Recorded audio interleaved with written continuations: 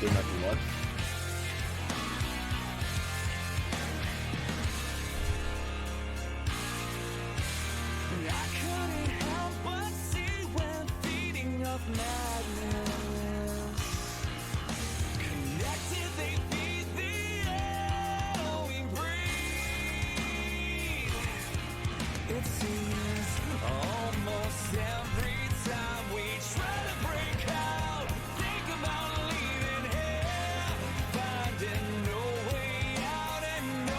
Hello, ladies and gentlemen, and welcome to Breaking Point 2020. We are live here in Chicago for this incredible night.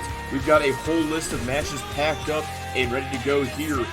And of course, as part of the Breaking Point tradition, every match tonight will be a submission match, apart from our main event, the Elimination Chamber for the European Championship. Starting our night off, we begin our pre-show where Sarah Baker will take on Donna Kay one-on-one. Following this match, Amanda Nightblade, Cindy Van Diver, and Brittany Foster in a triple threat match. Then we finish off our pre-show when DGX takes on a mystery opponent. That match was made up by The Last Call and Brandon Murphy. That matchup will be soon. Following that, we begin our main card. Sean Goldman and Dustin James take on the British Invasion for the UPW Tag Team Championships. After that, Mandy and Melissa Rude fight over the UPW Women's Championship in a 2 out of 3 falls submission match. Then our first of 2 main events, Adrian Rose versus Tyler Van Diver for the UPW Championship in a 30-minute Ultimate Submission match. And of course, our second of 2 main events, the main attraction, 6 competitors will battle inside the Elimination Chamber, where only one can walk out as the European Champion. Switching gears back to our first match of the evening, you see Sarah Baker about to go one-on-one with Donna Kay here tonight.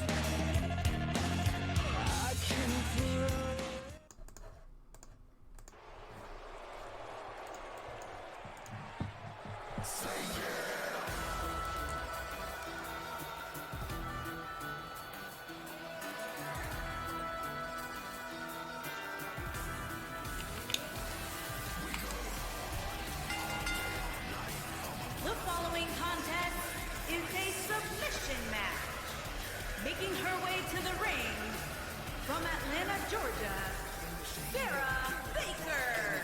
As this matchup begins right here, Sarah Baker stands at 5-2 this year. She is currently the number 5 ranked woman in all of the UPWA.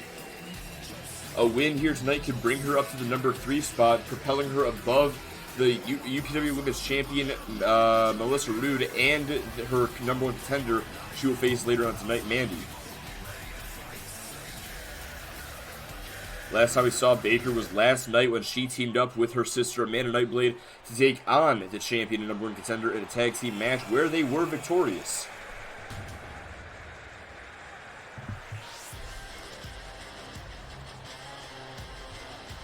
And her opponent, from Chelsea, England, the rock star, Donna Kay. And of course her opponent tonight, Donna Kay, currently the number 6 ranked superstar in the women's division. Currently has 4 wins and 11 losses this year. Looking at these two overall, Sarah Baker ranked number 34 in the entire UPWA roster, Donna Kay number 41. Each of these women very desperate to increase their rank here in the UPWA, which will increase their odds of gaining opportunity in the future. This matchup, of course, is nothing more than an exhibition between two of our females. Sarah Baker, Donna Kay, one-on-one, and Kay immediately in, but gets caught by Sarah Baker using Kay's own momentum against her there with that Winds of Change. This is a stomp right to the arm, and now, stomp right to the elbow as well, damaging the entire lower arm of Donna Kay. Now, normally in a regular one-on-one matchup, Sarah Baker would opt to go after the head and body of her opponent to inflict even more damage with the Baker Bomb or Baker Driver even. But in a matchup like this, you have to go after any limb you can get your hands on in submission-style matches. And Donna Kay now, applying the first submission of the night, locks in the cross armbar, trying to force a tap-out early against Sarah Baker. Baker able to overpower Kay. Sorry about that. Able to overpower Kay and deliver a couple of punches to escape the hold once and for all. There's a vicious right and a stiff forearm as well. Wheels her back into the corner, turning around now. And now Baker places her on the top turnbuckle. What's she going for here? Big boot right to the rear end of Donna Kay. Sends her flying to the outside. There's a right. And now going to bring her over towards the barricade. Sends her over the barricade. And these two going to continue their fight outside. Not sure what the hell's going on here. But there's the uppercut from Kay. And it looks like in this matchup there are no countouts, it seems. Fair enough. Donna Kay sent back over the barricade. And Baker going to follow her to the ringside area. Sent right into the steel steps. That is going to hurt Donna Kay, that is for sure, as she's sent back inside the ring. Baker follows her in there. Pulls her in, spine buster. Picking her back up now. And whatever it was that she was going for there, Donna Kay had it scouted, able to avoid potential disaster there. Sarah Baker. Oh no, there's the back elbow from Donna Kay. Back up to her feet. There's the clothesline, sends Baker over the top rope and back to the outside.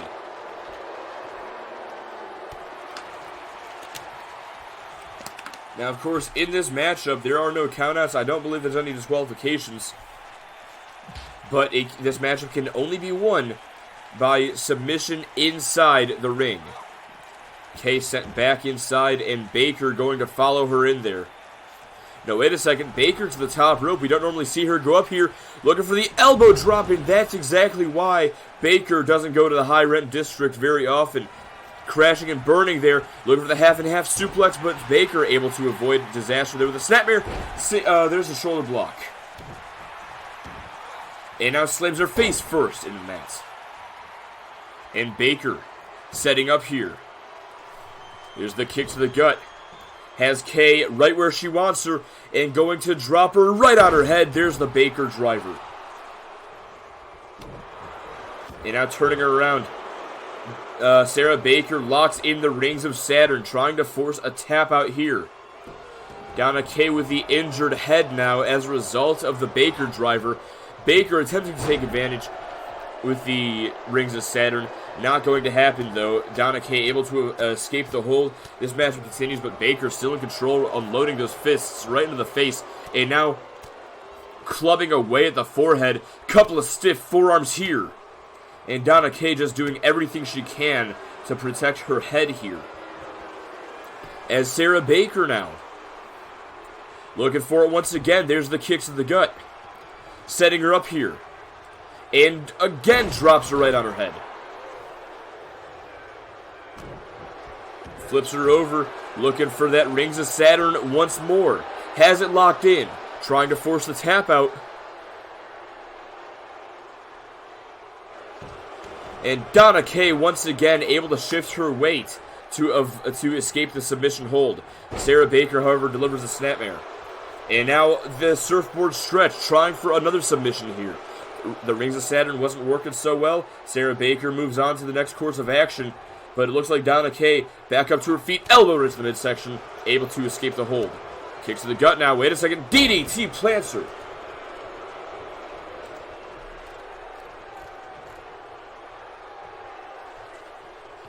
And now stomp right to the midsection, steps through Sarah Baker. And Kay going to the top rope. Wait a second, Baker getting back up to her feet. Donna Kay off the top rope, misses wildly with the cross body. Sarah Baker looking to take advantage with a shoulder block. Donna Kay went high risk, found no reward there. Sarah Baker taking advantage. Still, there's a vicious clothesline. Takes her down. Rolls to the outside now. And Baker going after the opponent. Kick right to the gut. And a stiff forearm once again.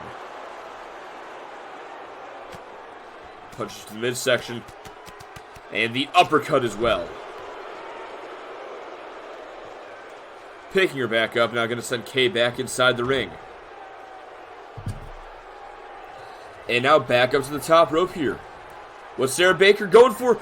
Elbow drop, but Donna Kay able to kip up at the last second and avoid disaster. There's the drop kick in the corner, and now out of the opposite corner, rebounds with a second one.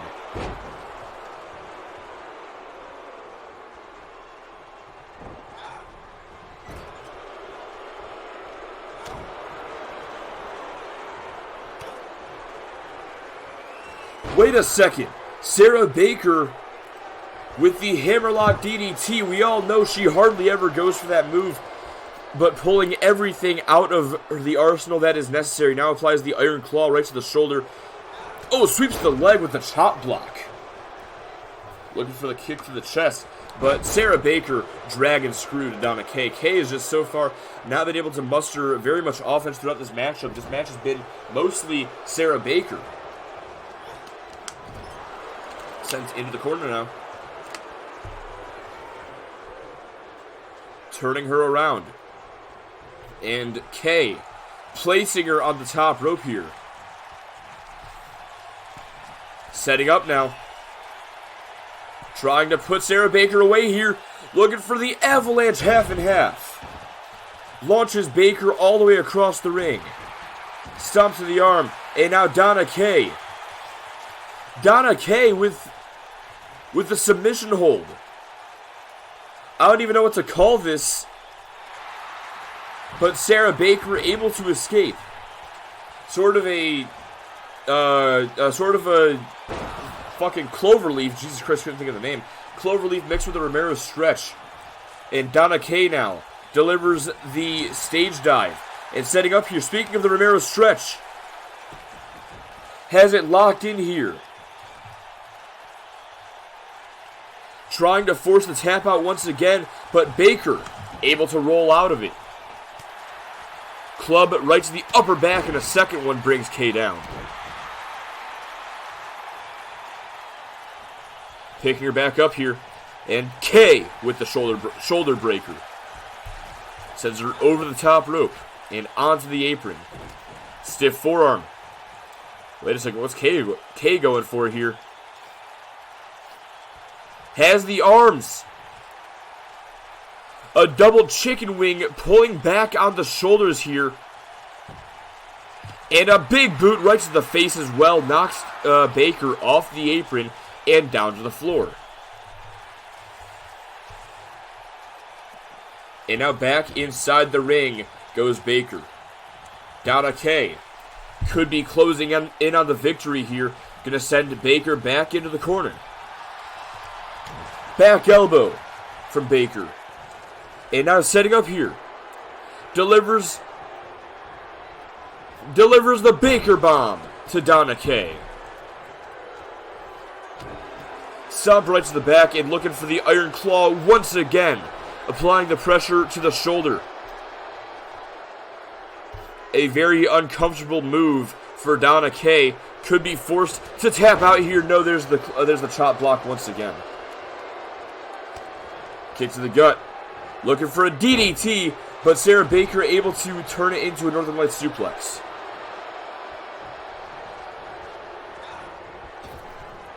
What a big boot, what a pump kick from Donna Kay there. And Baker able to avoid the attempted offense from Kay and out to the outside.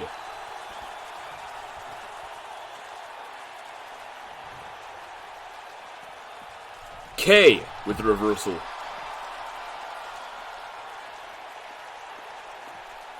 And now back inside goes Sarah Baker. Donna Kay chases after her.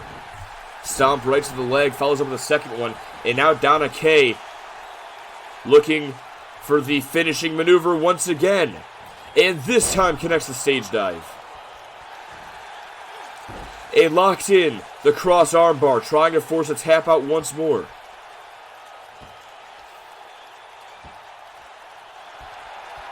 And wait a second, Sarah Baker able to escape a couple of punches right to the nose. Frees her arm, and now Luthez press.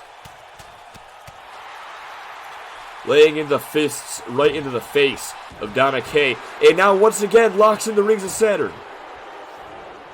To force the tap out here, will Donna Kay submit?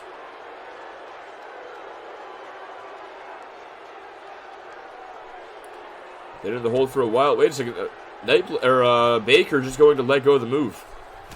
And now clubs across the forehead of Donna Kay. Wait a second. Kay back up. No. Baker with the kick right to the midsection. And now looking for it once again. Lifts her up, looking for the Baker driver, but Donna Kay with a reversal. Hurricane Rana instead. Baker picking herself back up. Trying to get back up into the corner. And Donna Kay now. Placing Baker into the Tree of Woe.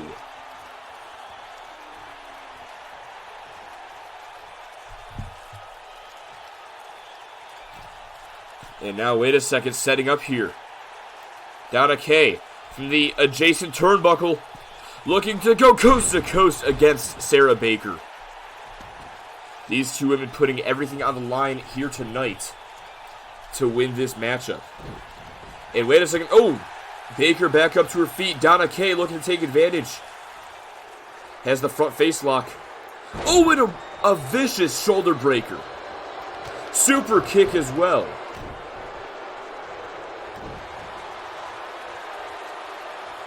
And now stomp right to the inner knee. Stomp to the back as well. Cross armbar locked in once again.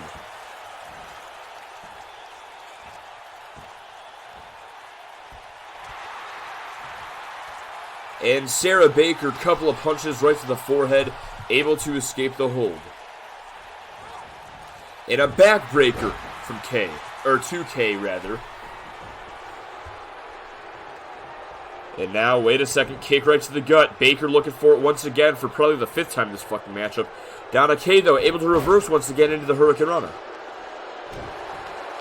Sound to the back. As Baker picks herself back up into the corner.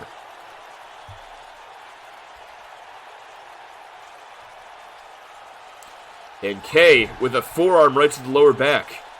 Wait a second. Wait a second. Super kick.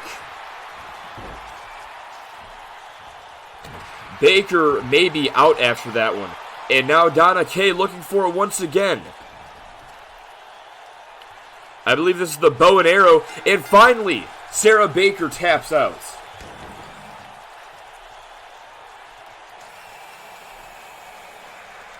My God, that was a long fucking match. Kind of makes me worried for the rest of the night now.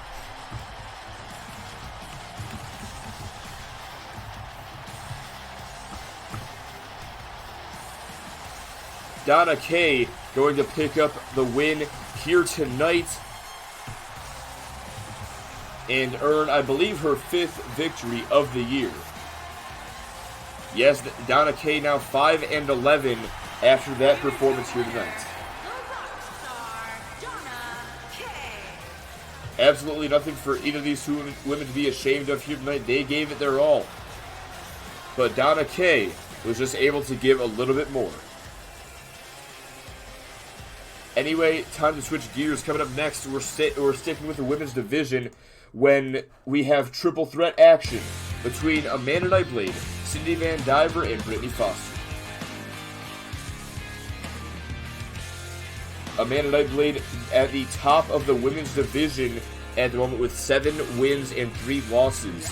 Cindy Van Diver 7-9. Number 2 in the women's division was number 1 last night before Nightblade and her sister Sarah Baker picked up the win against the UPWA Women's Champion and the number 1 contender. Brittany Foster, meanwhile, all the way at the bottom with 3 wins, 4 losses, number 7 in the women's division.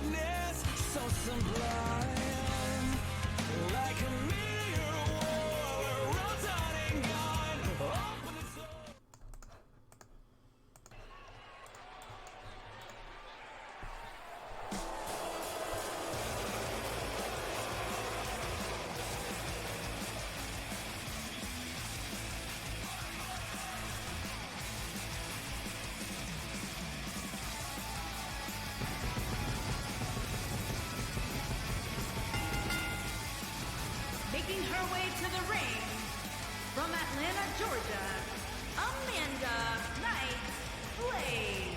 Amanda Nightblade walking into this matchup, like I said, as the #1 woman in the entire division. The only way that can change here tonight is if Cindy Van Diver picks up the win.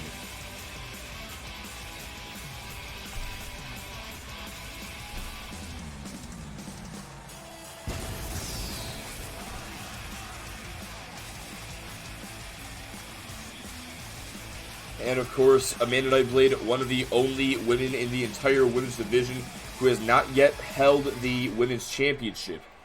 A win tonight could easily change that fact.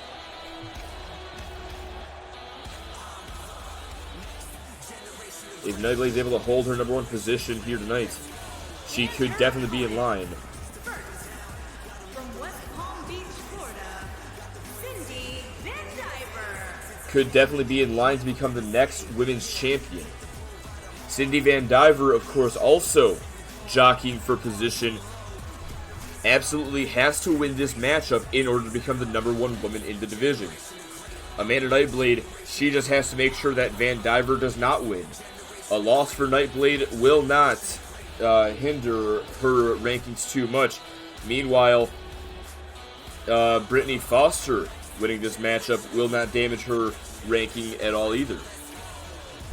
And hey there, Yanni, thank you very much for the host, dude. Believe it or not, you're in time for the second match of the evening.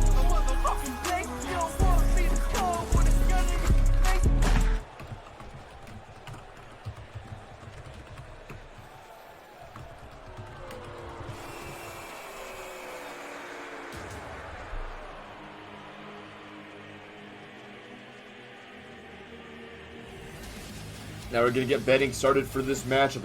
Amanda Nightblade, Cindy Van Diver, Brittany Foster. Triple threat action coming up next. And from Augusta, Maine, Brittany Foster. Yeah, the first match took fucking forever, dude. It lasted like 20 minutes because, well, neither woman has a submission as a finishing move, so. And unfortunately, that is the case for this one as well. So we're gonna see what happens. 10,000, huh? Fuck, how many points you got, Yanni? You got 2.8 million. Yeah, fair enough. 10,000 is not shit compared to what you got.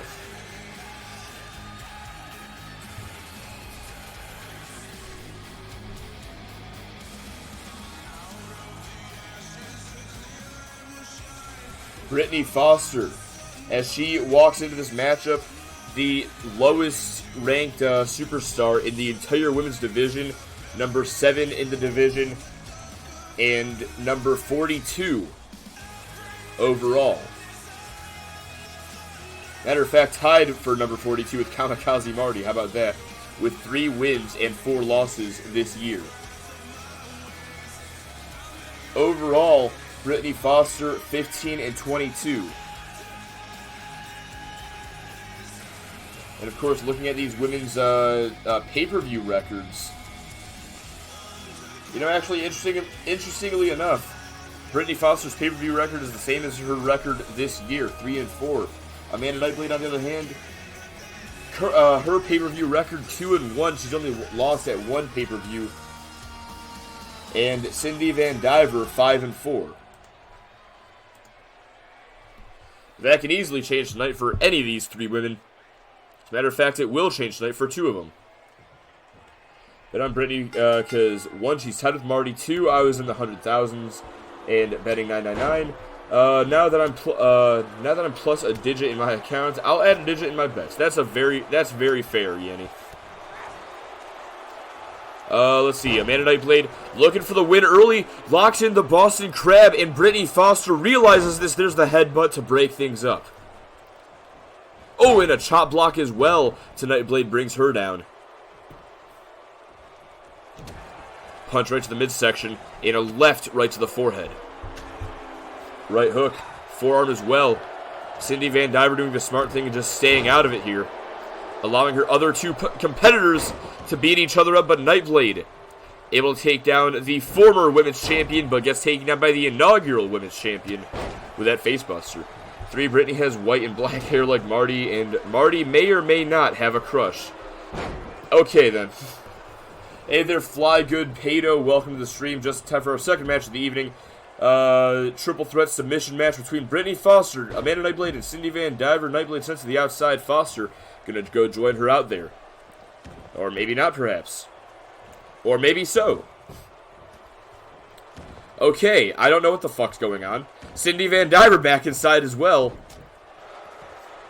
And now these 2 women gonna battle inside the ring. Meanwhile, Brittany Foster just sitting on the apron. What is Foster doing?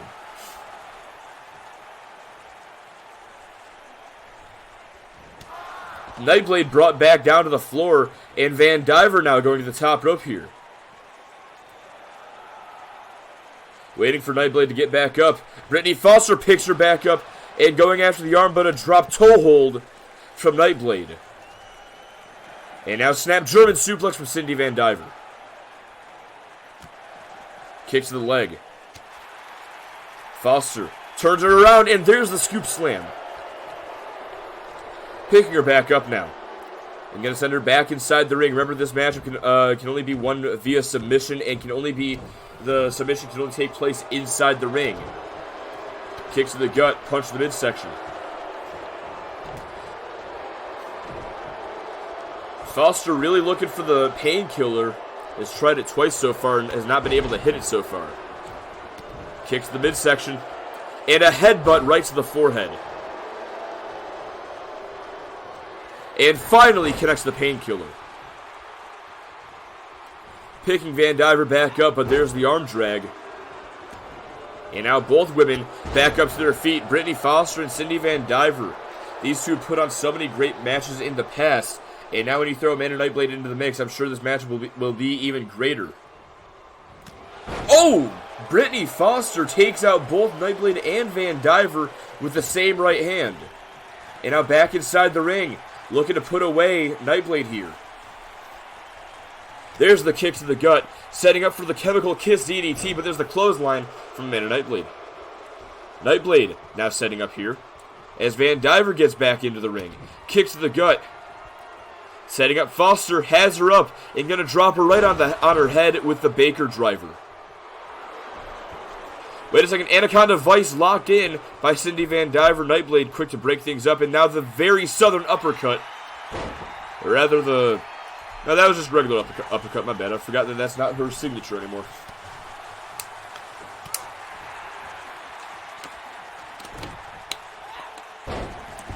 Painkiller headbutt, hurting yourself to hurt others more. Sounds vaguely like a concept. Oh my fucking god. It's not happening, Yanni. I swear to God, it's not happening. There's the uppercut from Amanda Nightblade. And the clothesline takes Foster down. Nightblade taunting the opponent there, picking her back up to a seated position. And now, applying some sort of maneuver there. And Foster takes Nightblade down. Enziguri right to the back. Takes Foster down. Cindy Van Diver in full control there. There's the double knees and follows up with insult to injury. Picking her back up. Jawbreaker from Foster. And a clothesline takes Van Diver down. There's the right. And a second one as well. That one stumbles Foster. And back to the outside. I should have just made this matchup false count anywhere. Nightblade back inside the ring, going back after Cindy Van Diver here. Could be looking to put her away. There's the kick to the gut. Setting up. Has her up and gonna drop her right on her head. There's the Baker driver once again. When I hear Amanda Nightblade and Brittany Foster, I usually think Nightblade would be in black and white, and Foster would be the pink one. I mean, I don't really blame you, actually. But to be fair, the reason that she's a Nightblade is because she's married to Johnny Nightblade, who actually wears black and white. Oh! Shit, the fucking brass knucks from Cindy Van Diver. Amanda Nightblade, she's got to be out. Or maybe not. Remember, anything is legal under triple threat rules. Cindy Van Diver using the brass knucks here has the Anaconda Vice locked in, trying to force a tap on Brittany Foster out of the ring. And Nightblade has submitted. And a quick back elbow to Foster as well for extra measure. Cindy Van Diver picks up the win. And that is worst case scenario for Amanda Nightblade, because that means that with 8 wins this year, Cindy Van Diver is now once again at the top of the women's division.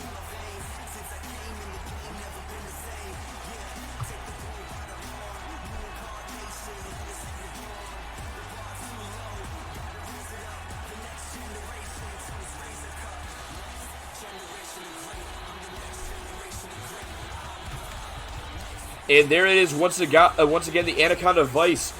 Brittany Foster tried getting back into the ring to break things up, but she was just a little too late. Here is your winner, Cindy Van Diver. Golden for a reason, probably because she had gold in her hands. Yeah, it may have been the Golden Knucks, actually. I may have been wrong.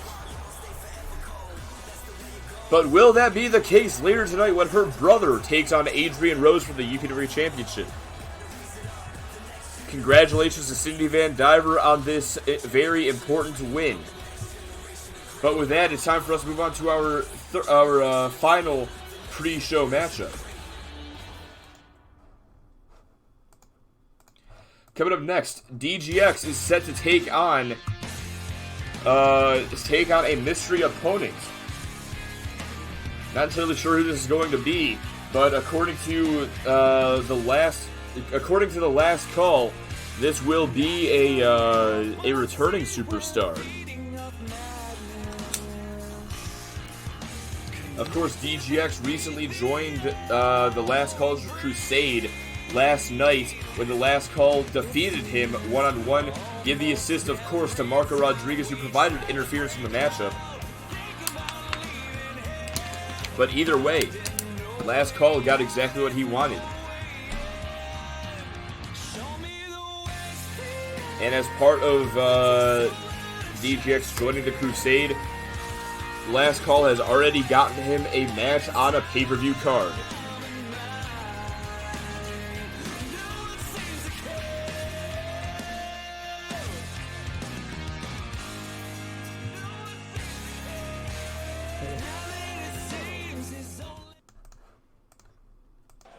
But who will the opponent be?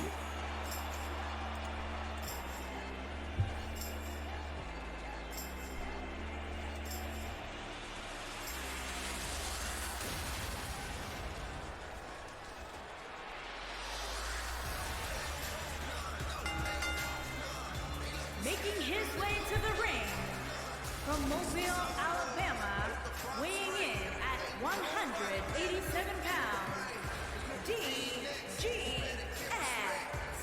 DGX making his way down to the ring at the moment as he heads into this matchup.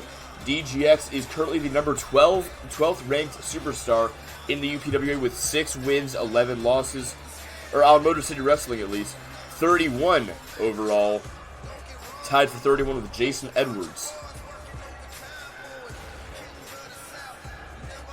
DGX, of course, the master of the Dragon Slayer. No doubt that will be his intended means of defeat here tonight.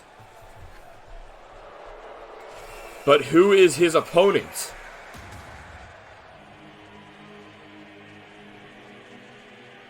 Wait a second.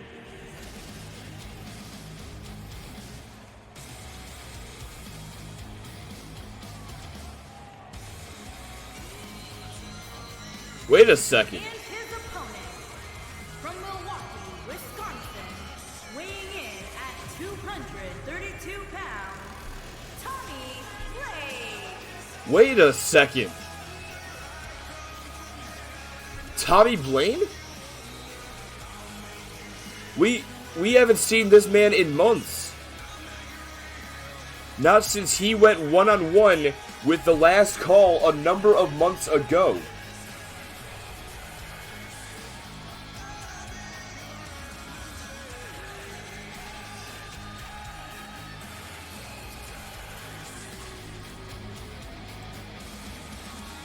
Looking back here, the last time that we saw this man was on February 29th, back at Seal the Deal.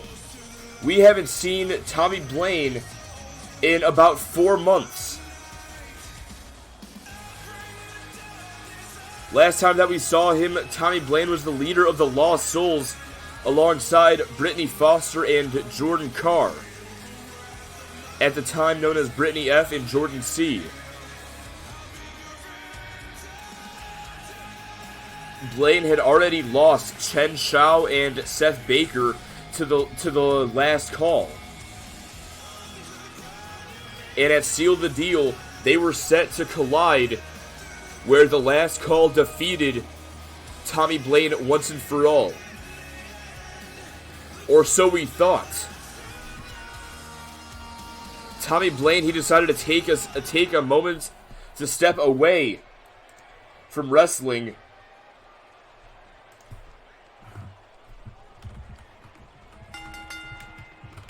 And the match begins.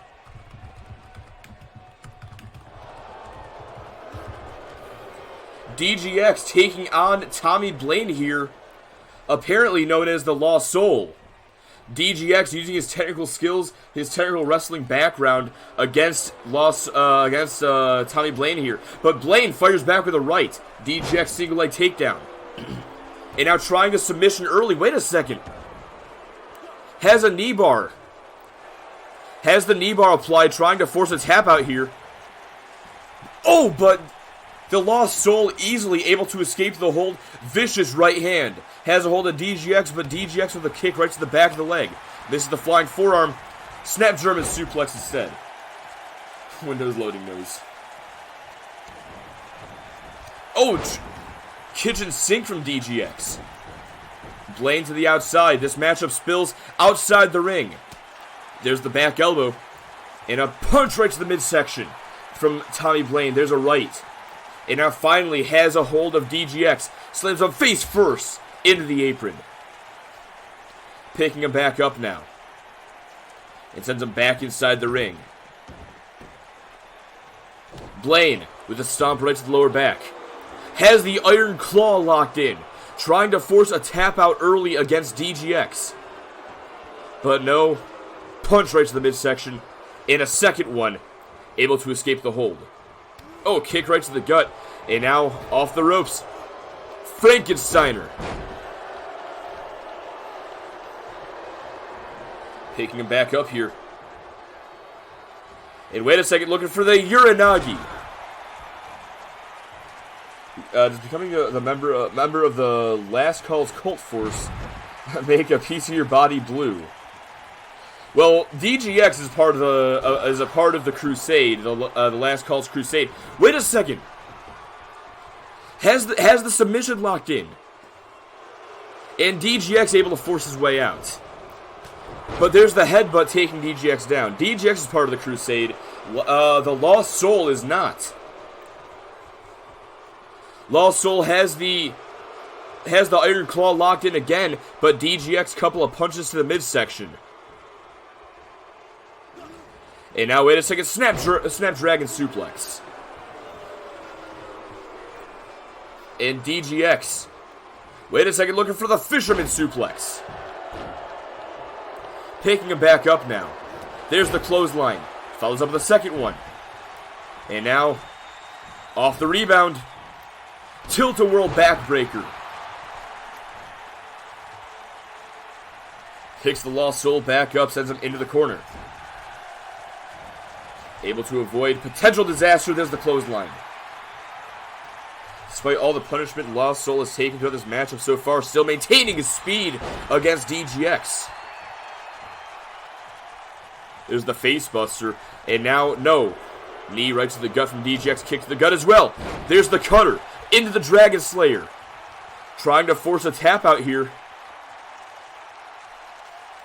Will Blaine submit? No, wait a second. There's the Snapmare. Able to escape. And now the DDT as well. Looking for the stump. DGX, the front face lock. And now, once again, the knee bar. Again, attempting a tap out, but a boot right to the face. And the second one creates some separation, enough to break the hold. Face buster once again.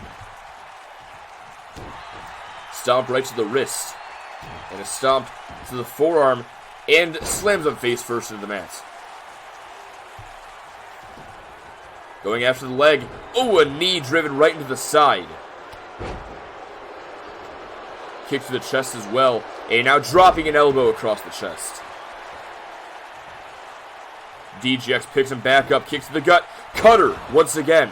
And locks in the Dragon Slayer. Trying to force a tap out. Referee doesn't know where to go to get the greatest angle. And DGX relinquishes the hold. Stomp to the face. And wait a second now. Wait a second, the crossface locked in. Except, oh, punch right to the chest. Lost Soul able to break out of the hold easily. There's the uppercut. And a face buster once more. Jesus Christ, a lot of face busters. And now the Iron Claw once again. And wait a second, DGX has passed out. The Lost Soul has defeated DGX here tonight.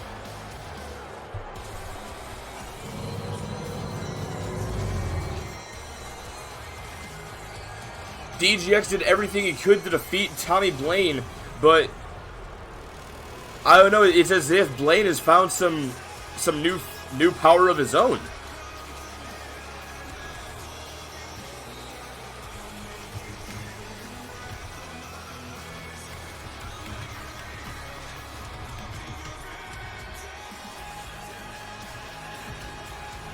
Here is your winner, Tommy Blaine. And in his first match in almost 4 months, Tommy Blaine picks up right back where he left off. Takes out DGX here tonight.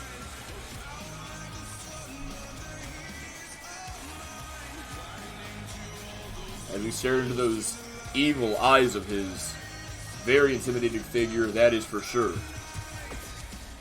Anyway, time for us to move on to the next match of the night. And you know what? I just remembered something, actually.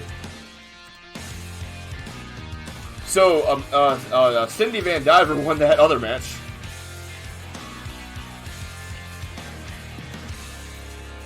Anyway.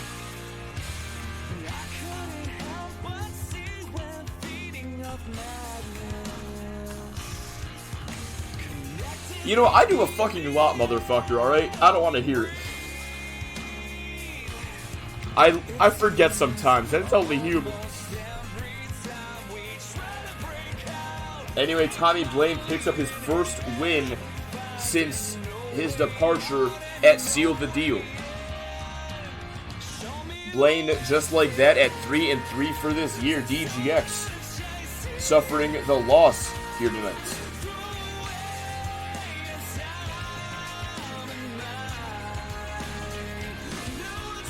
Don't worry, I got betting ready for this match.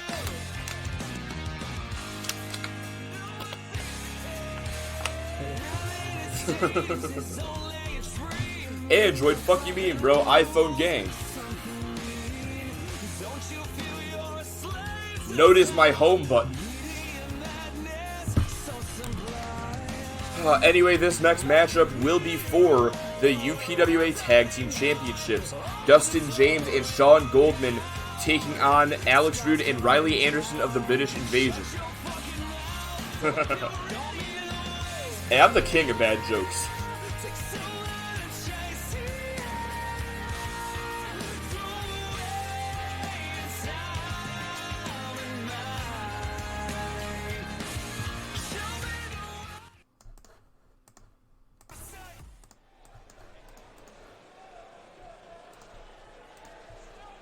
And now we're going to get betting started before I forget.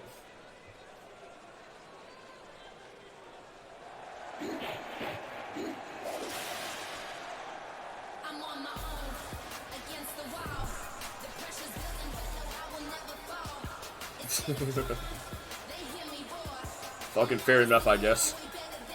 Dustin James making his way down to the ring, wielding the same same nightstick that he has used over the past month to harass and attack the members of the British invasion. As a matter of fact, if it weren't for that nightstick, James and Goldman would not have this opportunity here tonight. And of course, this all started earlier this month when the British invasion took out Justin James. As a matter of fact, if we go way back, this all started a few months ago at Soul Survivor when Sean Goldman and Riley Anderson went right back at each other's throats when the Resistance was unable to defeat the PRA.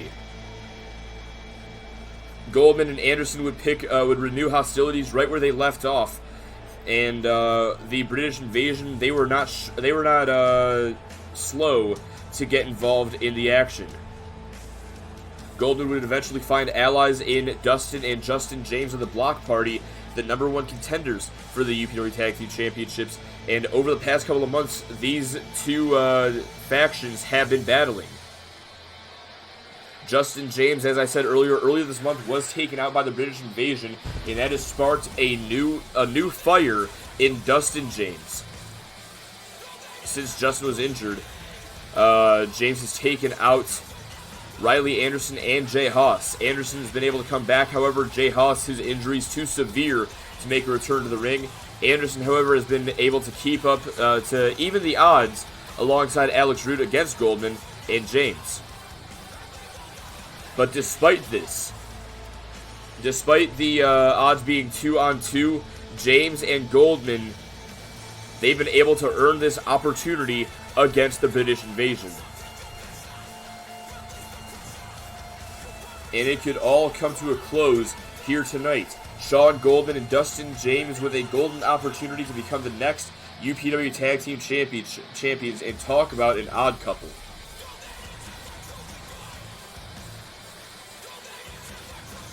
Sean Goldman and Dustin James, both former UPW champions.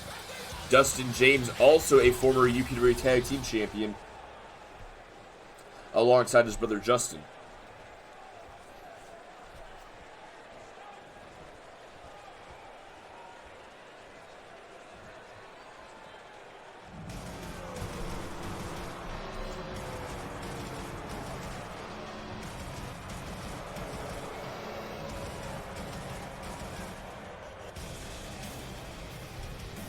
Now, if we look at the rankings here, Dustin James currently ranked number 7 on Motor City Wrestling with 8 wins, 11 losses. Sean Goldman ranked number 6 with 10 wins, 14 losses. Riley Anderson further down the rankings at number 13 with 6 wins, 11 losses, and 1 draw. Meanwhile, Alex Roode at the very top of the ladder on Motor City Wrestling, the number 1 ranked superstar, with 17 wins, 7 losses, and a draw. The British Invasion as a tag team also at the top of the leaderboard here on Motor City Wrestling with 4 wins and 3 losses. The Block Party, number 3 on MCW with 1 win, 4 losses. But of course, only one half of the Block Party will be in action tonight. And of course, that's exactly what it's all about. The UPW Tag Team Championships. Dustin James, Sean. So we're doing this now, JoJo. All the way to the ring at a combined weight of 496 pounds. Dustin James and Sean Goldman. Honestly, Goldman and James, these two are ready to fight. James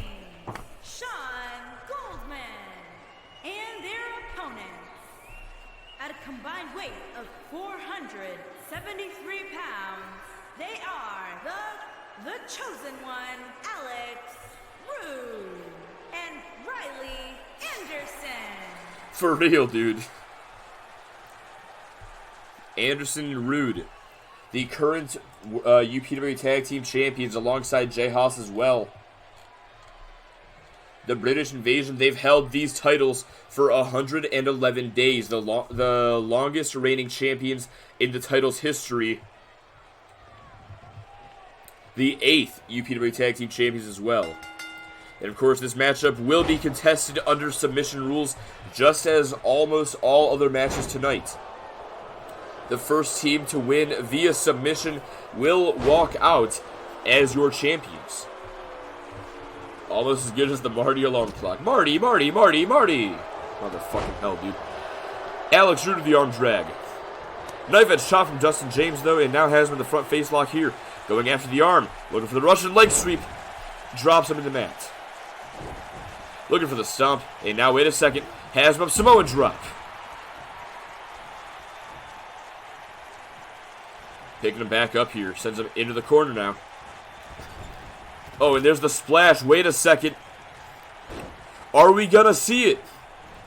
Dustin James. Riley Anderson trying to stop the train, but there ain't no stopping. James now delivers the caterpillar, dropping the arm, dropping the elbow across the chest of Alex Rude, now dragging him back towards the center of the ring here, going after the arm.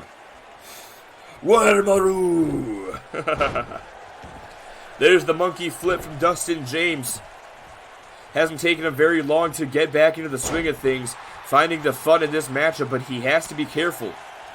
Alex Rude and Riley Anderson, these are not two men you want to exactly have fun with inside the squared circle. Dustin James may be realizing this now, looking to make the tag to the not-so-fun-loving Sean Goldman. Oh, what a knee strike, and an elbow across the chest as well. Elbow to the midsection, and Dustin James drops an elbow off the middle rope. Flurry of offense on the part of this makeshift tag team between Sean Goldman and Dustin James against Alex Rude here. There's the drop toe hold, and now Rude tags in Riley Anderson. And here's the fight we've been waiting to see. The former Red Faction brothers going one-on-one here. There's the snapmare from Sean Goldman. Knee driven right into the upper back. And now Anderson going to send Goldman into the corner. Oh! Double knees right to the back. But Anderson with the rolling Yoshi tonic to Sean Goldman. Back inside the ring now. And pulls him in. Nice modified suplex there from Sean Goldman. Not entirely sure what to call that one. I know it has a name, but I don't know what the name is. Alex Rude no-sold the worm? The fuck does he think he is? It's the deadliest move in wrestling with 3 fatal incidents. Banned in 37 organizations for a reason. Well, I don't know if it's the deadliest move. There is still the necky twisty. Let's not forget about that one. Deadlier than the Owen Hart ceiling drop. Riley Anderson has a hold of Sean Goldman, slams him face first into the apron. Referee to count of 2 here. Looking for the discus clothesline. I just want to point out we're about an hour in, and we are finally starting our main card here tonight. It's going to be at least 2 a.m. by the time this show finishes. Oh god, even later because there's the fucking 30-minute ultimate submission later. Oh god. Ref at a count of 6, both men back inside the ring. Only banned in 36 organizations with only 2 fatalities and a near death. Fair enough, I guess. Sean Goldman with the Boston Crab. Riley Anderson trying to crawl to the ropes here. And no, Anderson able to escape the hold.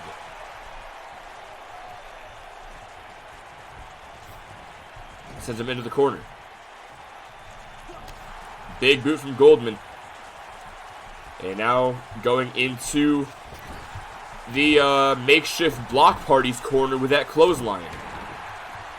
A nearly 1 hour pre-show. Has WWE bought out the UPWA? God, I fucking hope not. Tell you what, I'm not letting any of these motherfuckers shake Randy Orton's hand. Riley Anderson setting up here the Thunder Fire Bomb. And Sean Goldman with a boot right to the face. Oh, clothesline from Anderson. What a match these two superstars are putting on here. And Anderson going to send Goldman into the corner. Could be looking to put an end to this fight between the two of them. Tags in Alex Rude. Claymore zigzag combo. And Rude picking Goldman right back up now. And drops him back to the mat.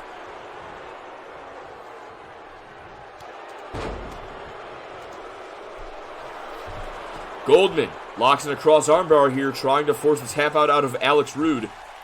Rather shake the devil's hand than Randy Orton's, because at least he won't be sticky. Oh my fucking god. Very European uppercut from Alex Rude. Stomp right to the arm.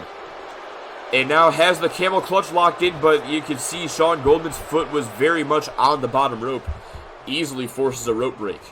Sends into the corner now. Alex Rude interjecting. Back elbow from, Riley Anderson rather, but Sean Goldman with the back elbow to Alex Rude. But Rude back in control here. Sends him into the corner. And now stomping a mud hole into Sean Goldman here. Riley Anderson going to tag himself in. And now Anderson taking a turn, stomping a mud hole into Sean Goldman. Alex Rude back at it. Very frequent tags on the part of the British Invasion. And now finally, Alex Rude sends Riley Anderson into the corner with that drop kick. Trying my best to make both of us laugh so nobody falls asleep during this broadcast. I really do appreciate it, my man. Don't worry, falling asleep is the least of my worries. It takes me at least 4 hours to go to sleep at night. Sean Goldman, Boston Crab locked in, trying to force a tap out of Riley Anderson. We could see new tag team champions here, but no, Anderson able to get Goldman off of his back and break the Boston Crab. Goldman looking to move on to the next form of offense, but Riley Anderson able to reverse whatever Goldman was going for there. Goldman back control, however, sends him into the corner, and tag made to Dustin James. High-low combination from Goldman and James. There's the jawbreaker from Anderson. And wait a second. Oh, I thought he was going for the Blackpool stab, but instead tosses James across the ring.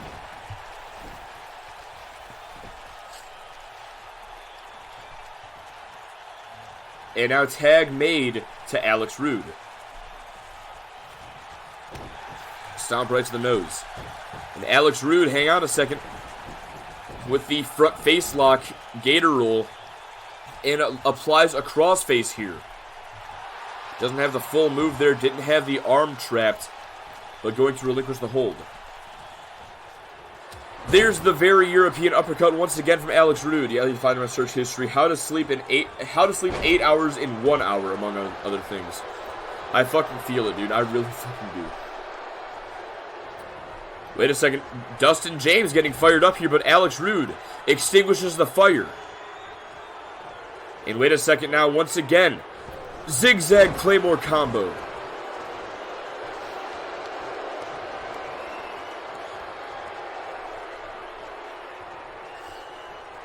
Anderson now looking for the suplex to Dustin James. And now tag back to Alex Rude. Fair enough.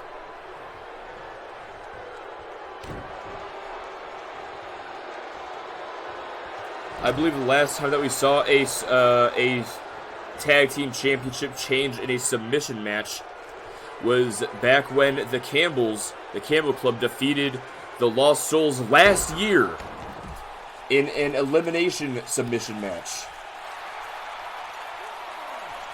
And now, wait a second, Dustin James has a camel clutch locked in on the outside, not going to score the win out there, but he's going to inflict some damage for sure.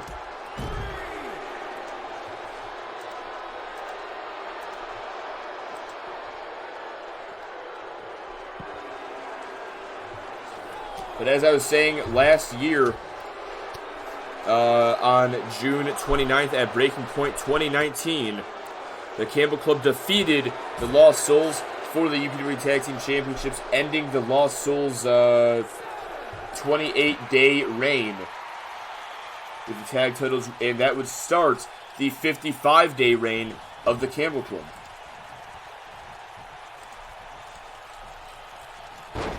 We could very well see a similar path be taken here tonight if James and Goldman can defeat the British Invasion. Even if I only get 4 hours of sleep and wake up at 9, I'll be super energized.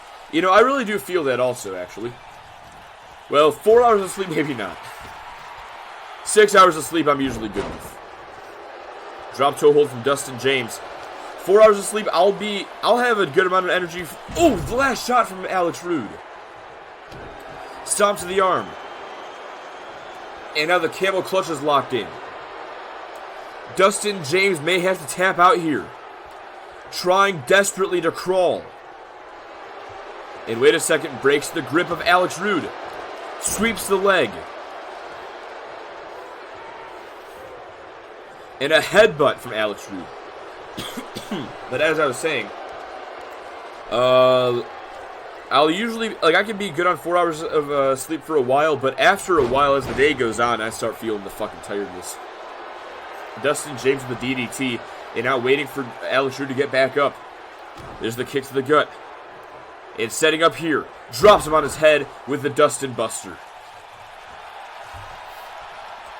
Raking the eyes, but Dustin James, he can see clearly still. Able to deliver the clothesline to Alex Rude, now then running neck twist as well. And now wait a second, Dustin James rolls him over, has the Boston Crab locked in. Will Alex Rude submit? And wait a second, it happened! Alex Rude has just tapped out to Dustin James.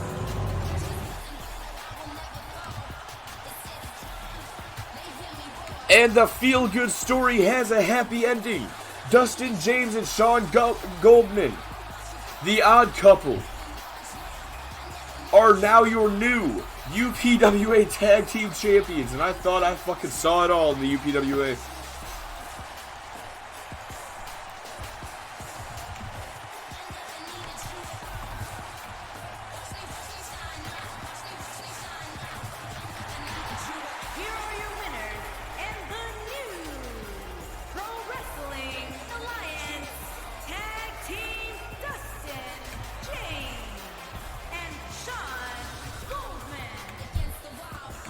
And just like that, the 111 day record-breaking reign of the British Invasion has been ended by Dustin James and Sean Goldman with the Bloxton Crab. The fuck's my sock stuck on? Or my sock was stuck on a piece of Velcro for some reason. My God, look at that. Those are your new tag team champions, ladies and gentlemen. Dustin James and Sean Goldman. Somehow, these two have been able to work together long enough to win the tag titles. Incredible. But now, we go from one championship match straight into another. Coming up next, Mandy and Melissa Rude, one-on-one for the UPWA Women's Championship.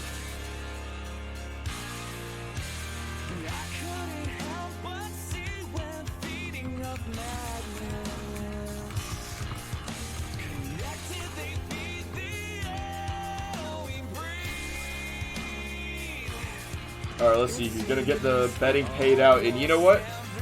I'm gonna pay out triple. Cause I'm so fucking happy for Dustin James and Sean Goldman. They fucking did it.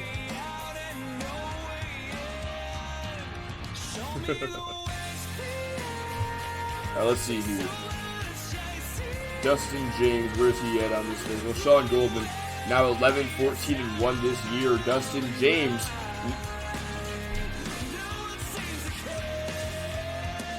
the only thing that could have made this better, Dustin James is 9-11 this year.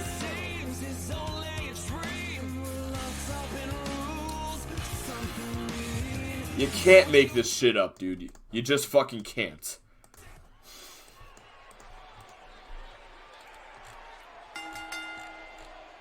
The following contest is a submission match and is for the Pro Wrestling Alliance Women's Championship.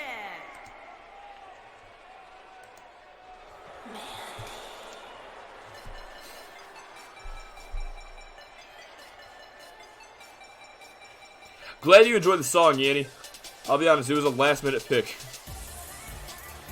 Couldn't really find a song that went well with like a submission-based pay-per-view. So yeah, I just went with a what I thought was a banger. As Mandy makes her way down to the ring, Mandy, I believe, yeah, is a former UPWA Women's Champion. She won the title on November 30th last year, and would go on to lose the championship to Cindy Van Diver. Melissa Roode, as she will enter this matchup, has held the championship for 27 days. Mandy has the opportunity to become the third two-time women's champion in the title's history. And of course, Mandy ranked at number 3 in the women's division with 6 and 8. The champion ranked lower than the contender with 6 and 8. If Seth Baker's next match is for the tag titles with Marty, they'll be guaranteed to win if it's a one fall submissions in the ring only match. Yeah, sounds about right to me, honestly. If Dustin James and Sean Golden can fucking do it, then I'm sure that the Atlanta boys will destroy the Campbell Club. Melissa Roode making her way down to the ring. As I said before, Roode has held the championship for 27 days. This will be her first title defense. Now let me remind you all exactly of how this matchup came to be. Last month, while Melissa Roode was chasing Cindy Van Diver for the women's championship, she enlisted the help of Mandy to even the odds against Van Diver and Donna Kay. Mandy assisted Melissa Roode to the championship all the way to the end, earning Roode the opportunity to pick the stipulation for her title match last month. According to Mandy, she was promised by Roode a championship match in exchange. When Roode refused to give it to her and instead gave her a non-title match, Mandy defeated the champion. The following 2 nights later on Motor City Wrestling, rather. Well, first of all, that right there is what it's all about, the UPW Women's Championship. These two women going to fight over this prestigious title in this 2 out of 3 submissions match. Challenger from out of this world, Mandy.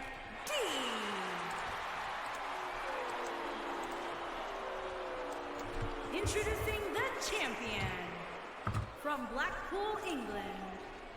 She is the Pro Wrestling Alliance Women's Champion, Melissa Roode. Yep, I'm just remembering to do this, by the way.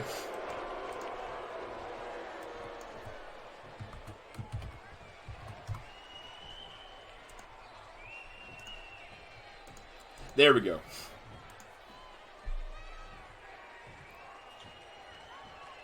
Oh, shit. I wasn't even thinking about that, actually, Yanni. Thinking both Roodes are going to lose their titles. But as I was saying before, though, the 2 nights later on Motor City Wrestling, Mandy was going 1-on-1 against Donna Kay, and Melissa Roode felt the need to interject herself in that matchup, attacking Mandy from behind. Mandy, regardless, would go on to win the matchup, and then the following week on Motor City Wrestling, Mandy took it upon herself to interfere in Roode's match. Roode came back at Mandy, saying, "What the hell was that about? Thought we were friends?" But Mandy stood her ground and eventually got this championship match out of Melissa Roode. Now, per order of Brandon Murphy, this matchup will be contested in 2 out of 3 falls. That means that the winner of this match will have to force their opponent to tap out not once but twice in order to gain victory and win or retain the Women's Championship.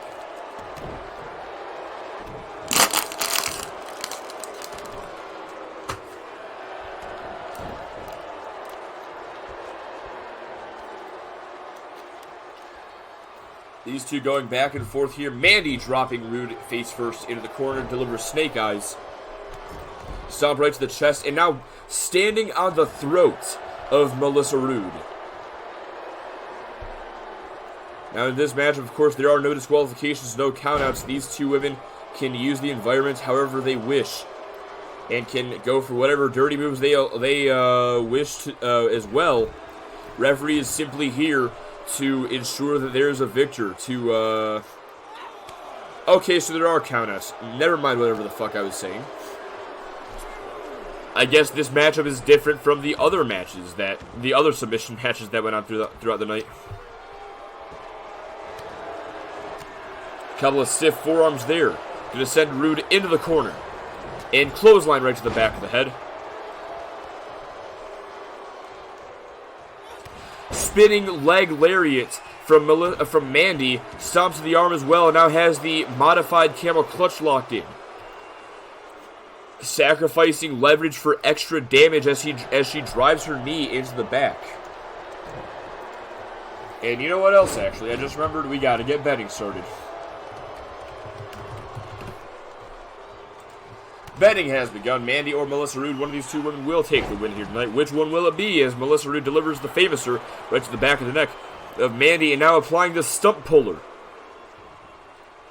If this doesn't earn a submission, well, earn a point in the submission here for Melissa Rude at the very least, it'll damage Mandy's ability to deliver moves like that, delivering the Kiss of Death big boot right there to Melissa Rude. Now to the top rope here, with Mandy thinking. And wait a second, Rude catches her, powerbomb, plants her right into the mat. Rude just stalking the opponent here. There's a vicious slap. And now placing her onto the top rope here. And Rude to the outside, to the top rope herself, driving her knees right into the midsection, right into the ribs of Mandy. And now pulling against the arm, trying to rip Mandy's shoulder out of its socket.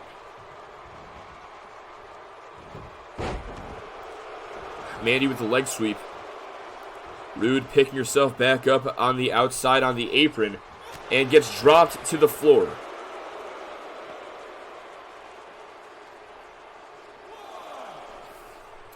Picking her back up here, Melissa Rude with the reversal, looking for the kick. Mandy with the counter. Kick to the gut of her own, and a kick to the leg from Rude. Back inside goes Rude, and Mandy follows her in there. Oh, there's a punch from the apron. Kiss of Death once again. And now, wait a second, Mandy. What's she going for here? Inverted DDT. And now cross armbar locked in. Trying to force a tap out here.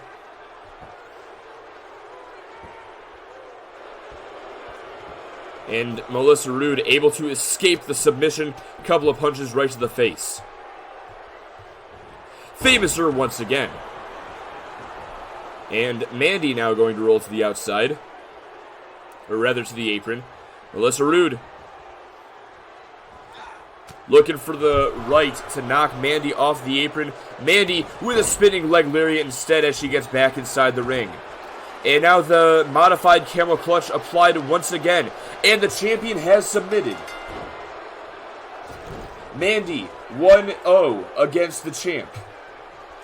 Wait a second. Belly to belly slam. And Melissa Rude, same move that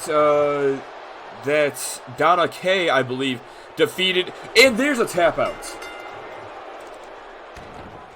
Donna Kay defeated Sarah Baker with that same move earlier, the bow and arrow. And now it's suddenly 1-1.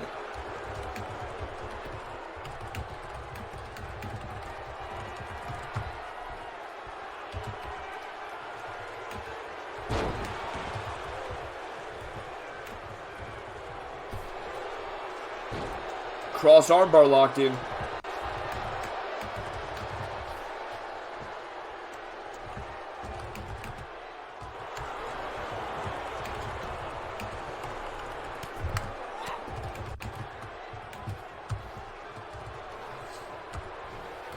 Yeah, honestly, you get a tap out. You get a tap out. These two, like, it may as well have not even been a 2 out of 3 falls match at this point, because both these women, back to back, submitting each other. And now, just like that, it is one fall to a finish, essentially, at this point of the match. Mandy delivered that Samoan drop, and now Rude picks herself back up. Spinning leg lariat, Rude ran right into it. And now Mandy, looking to finish the job here. Has her up once again, but this time, Rude, with the elbows right to the side of the head. Picks Mandy back up into the front face lock. And wait a second, the overhead hammer lock applied. Trying to force a tap out here, perhaps.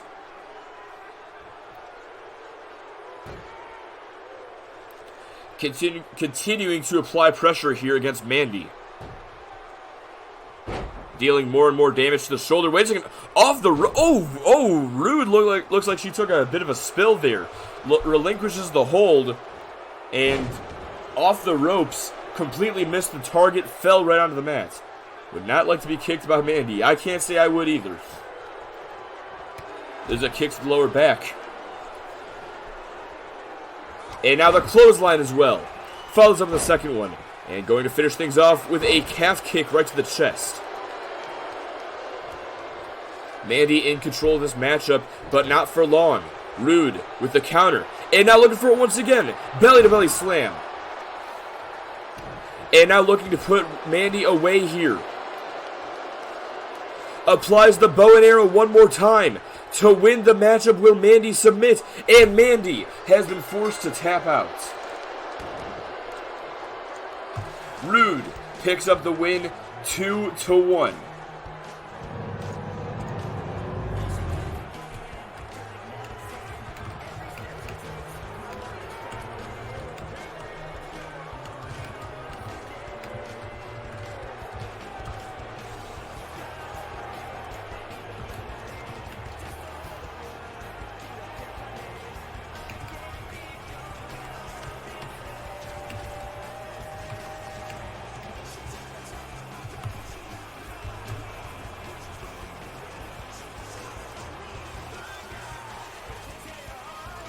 Here is your winner, and still Pro Wrestling Alliance Women's Champion, Melissa Rude. Melissa Rude picks up the win here tonight.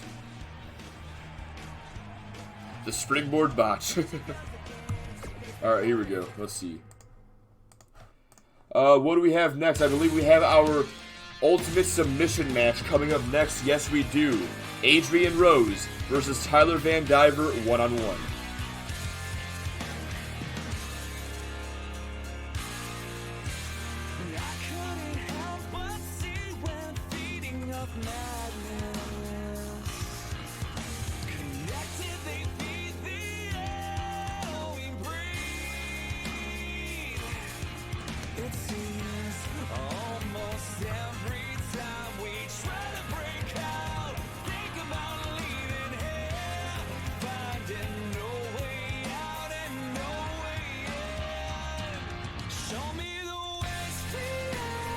Tyler Van Diver, he has held the UPWA Championship for a total of 83 days.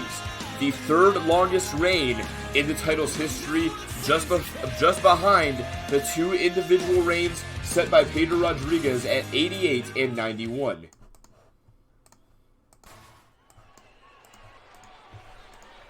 This will be Van Diver's second title defense that he walks into. And it's for the Pro Wrestling Alliance Championship.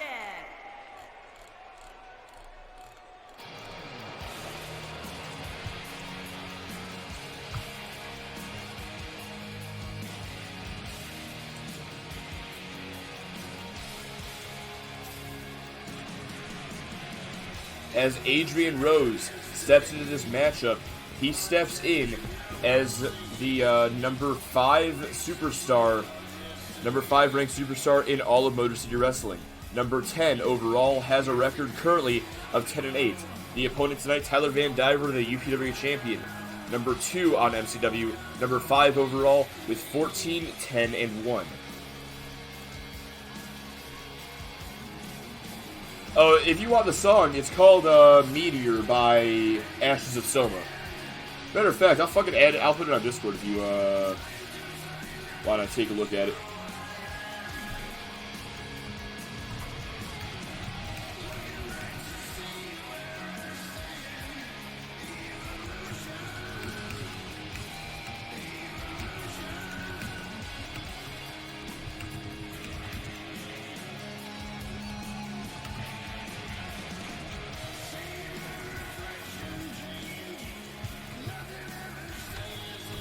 There we go.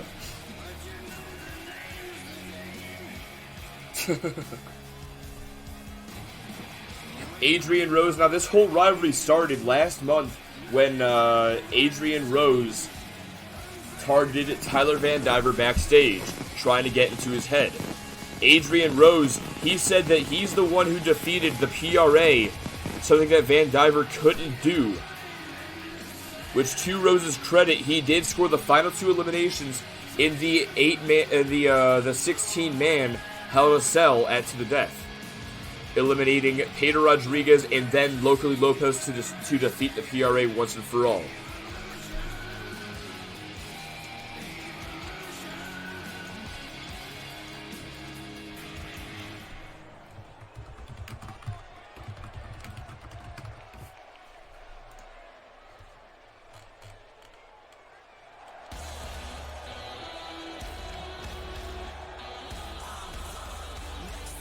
Now, over the past month, ever since he made his declaration, he staked his claim at the UPW Championship. He has been doing it whatever he can to get into the head of Tyler Van Diver. He has distracted Van Diver during his matches, interfered in Van Diver's matches. He faced off against Cody Gray a couple of weeks ago where he was not victorious. But what really sealed the deal was last night on Motor City Wrestling, when Cody Gray was set to face off against Baron Blade. Adrian Rose took it upon himself to interfere in the matchup, caused a disqualification, gave Cody Gray the win. However,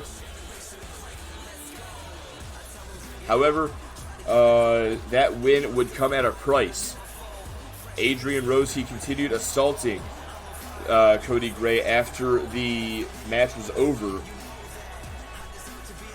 to the point where he brought out a steel chair and stomped on the back, placed it on the back of Cody Gray's head, and then stomped on the chair.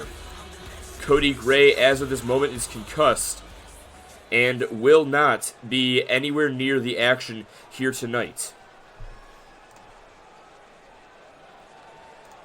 But that act by Adrian Rose provoked Tyler Van Diver into making this matchup an ultimate submission match. The challenger from Calgary, Alberta, Canada, weighing in at 225 pounds, Adrian Rose. The UPW Championship has eluded Adrian Rose for over a year and a half. Introducing the champion from West Palm Beach, Florida, weighing in at 225 pounds, he is the Pro Wrestling Alliance champion, Tyler Van Diver. Adrian Rose, the inaugural European champion, winner of the first ever Elimination Chamber in the UPWA.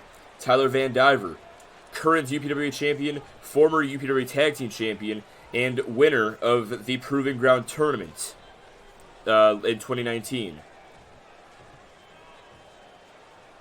And that's what it's all about, the UPWA Championship. That title right there is why Adrian Rose gave Cody Gray a concussion last night. And that is why these two superstars will fight for half an hour under Ultimate Submission rules. Now, of course, the rules of this matchup are very simple. The standard Iron Man rules, matchup will last for a given time limit. Whoever scores the most falls during that time limit will walk away as your victor. However, under Ultimate Submission rules, the falls can only be submissions. Pins will not take place. Countouts and disqualifications will still be in play, but submissions are the main objective of this match.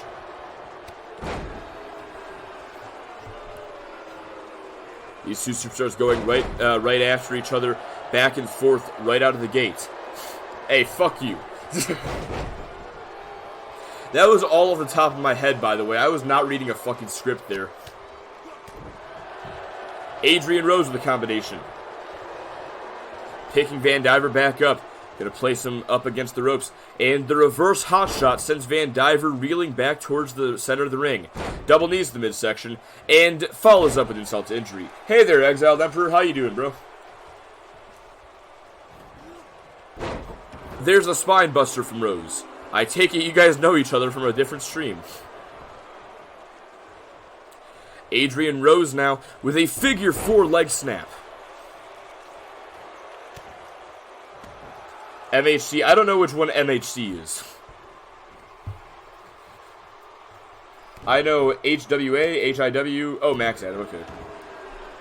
I'll be honest, I don't really watch Max very much. I've seen some of his Fire Pro Wrestling stuff, but I haven't really had much time to watch any of his other streams. Van Diver getting a bit cocky here against Adrian Rose. Now, mind you, this is also not the first time these two superstars have done battle in the UPWA. Let's not forget about at Wrestling Palace when these two faced off against each other with Jason Edwards in a triple threat match. Jason Edwards was upset with Adrian Rose that he was hogging up all the spotlight and not allowing younger talents like Jason Edwards any chances to succeed in the UPWA. Tyler Van Diver, he jumped on the opportunity to take out Adrian Rose with Jason Edwards, and together the two were able to rack up some very impressive victories. Jason Edwards even defeating Adrian Rose on his own in a best-of-3 series. Some say that is what jump-started Jason Edwards' career finally after a year of lurking around the mid-card and jobber scene. Don't think I even know that Max split his show into 2 different wrestling. I did not know that. I didn't even know about the one wrestling organization, to be honest.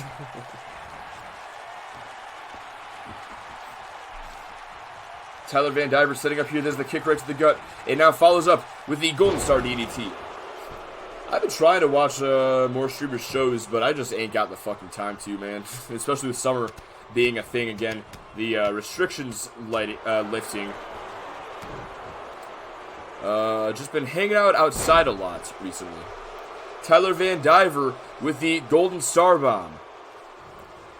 Adrian Rose able to escape disaster there, escape the penalty kick. And thank you very much, Mama Duck Hugs. Mama Ducky Hugs. Thank you very much for that follow, my friend. Let me be the first one to welcome you into the doghouse. Thank you so very much for that one, dude. Tyler Van Diver. Firing up on all cylinders here. There's the drop kick, and thank you for the host as well, dude. Adrian Rose with the jawbreaker. Kick right to the gut. Setting up here. Has Van Diver up. And gonna drop him with Black Rose. Anyway, as I was saying earlier about the rivalry back at Wrestling Palace, Van Diver and Jason Edwards worked together against Adrian Rose until Van Diver saw no use in hanging around Edwards any longer. From Van Diver's point of view, Edwards had brought down the stock of Adrian Rose enough to where Van Diver could defeat Rose on his own, and so he cut the dead weight. The 3 superstars would end up fighting at Wrestling Palace, where Tyler Van Diver would be victorious, defeating the other 2 men in the triple threat match. Okay, I get you. Kind of like what WWE does, basically, with Raw and SmackDown, except minus the wild card rule. If that's still a thing, I have no fucking clue anymore. Adrian Rose locks in the stump puller, trying to force a tap out of Adrian Rose, or out of Tyler Van Diver, rather. But Van Diver able to escape through the schoolboy. Sends Rose in the corner. Already, both 5 minutes in, Van Diver a bloody mess in this matchup. That is not going to bode well for his energy and his stamina as this matchup rolls on. We are only a 1/6 of the way through, and Van Diver already losing a lot of blood. Van Diver setting up here, has Rose in the corner. Gonna jump off the top rope to deliver a coast-to-coast drop kick to Adrian Rose. Finds its mark right across the forehead. And Adrian Rose looking pretty bloody himself. Yeah, honestly, I was thinking about calling that, saying it looks like Van Diver's tapping, but I just decided not to. Has the cross armbar locked in, but Adrian Rose punches right to the forehead, able to escape the hold. Like, I wouldn't mind if, like, occasionally it looked like there was a tap out happening, because that kind of stuff does happen, like in NXT and shit, and, you know, you get, like, Mauro Ranallo and Nigel McGuinness saying, oh, it looked like he almost tapped there, you know, that kind of shit, which I really do enjoy. But, yeah, just the guy going like this all the time, it really does look like he's fucking tapping out. Adrian Rose with the Black Rose, but so far, neither man has gone for a submission in this matchup. Yeah, Mamma Mia indeed. Adrian Rose with a senton bomb. Diving off the top rope against Tyler Van Diver there. Stomps the midsection, has the arm, and now stomps right to the back. In a boot right to the face. Pins the arm back. Has the other arm bending back the fingers of Tyler Van Diver. And now double knees driven right into the back. Adrian Rose systematically destructing all of Tyler Van Diver's limbs here. Knees to the midsection once again and follows up with a second set of knees, insult to injury from Rose. And a judo throw as well. Adrian Rose getting all fired up in this matchup. Yeah, NXT is always good in my opinion. Don't spoil it for me though. I need to catch up on last week and this week.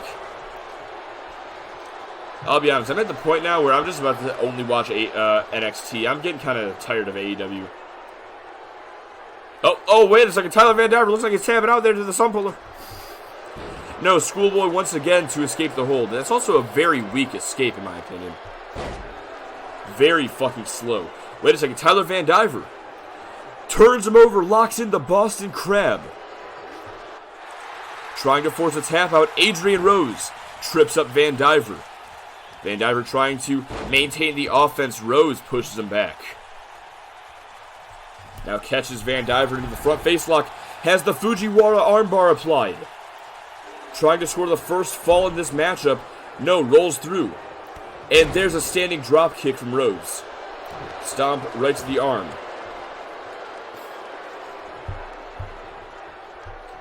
Drags him back towards the middle of the ring. Pins the hand and stomp right to the elbow. And now off the ropes. Lion salt from Adrian Rose. Stomps the arm once again and locks in the camel clutch.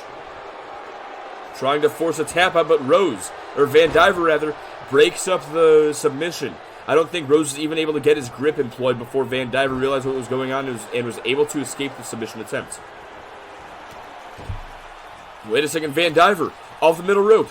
The Golden Star Destroyer to Rose. Van Diver obviously saw the tag team title match earlier today and tried to win like that. Hey man, the Bloxton Crab is one hell of a submission. I thought he was going for it again right there, to be honest. But no, it has the sharpshooter locked in. Taking a page out of the Excellence of Execution's playbook with that one, but Adrian Rose able to escape. Van Diver able to deliver the judo throw to Adrian Rose, back elbow. And now setting up here, but Van Diver is the overhead hammerlock. And a punch right to the midsection. Second one, and a third one. Breaks up the hold. Super kick from Van Diver. Or super kickaroo as Yanni would be saying. There's the Golden Star... Golden Keys is what that one was. Yep, there it is. Oh, there's the right. And another one. Van Diver receiving a flurry of jabs from Adrian Rose and now slams him face first into the mat. Stomps to the back. And Rose now, once again, locks in the stump puller. The most devastating submission. You see how he's already tapping. The referee refuses to acknowledge the tap out. Van Diver forced to escape because the referee would not break the hold. Just needed quoted for future reference.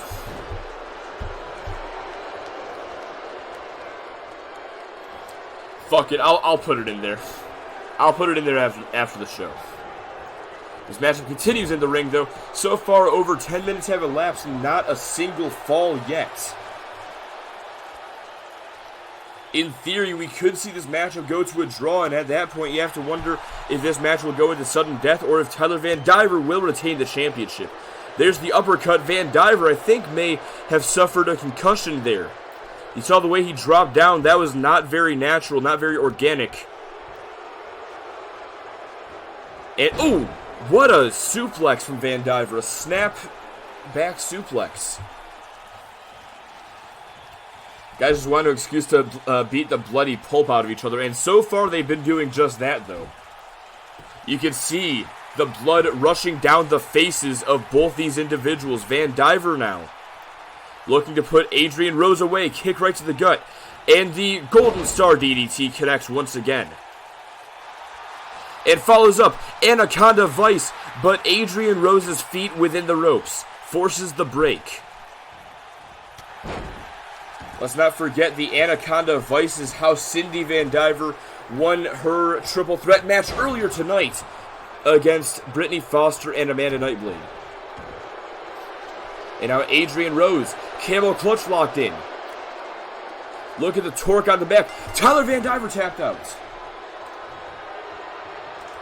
Adrian Rose scores the first fall of this matchup finally. And now Van Diver brings him to the floor.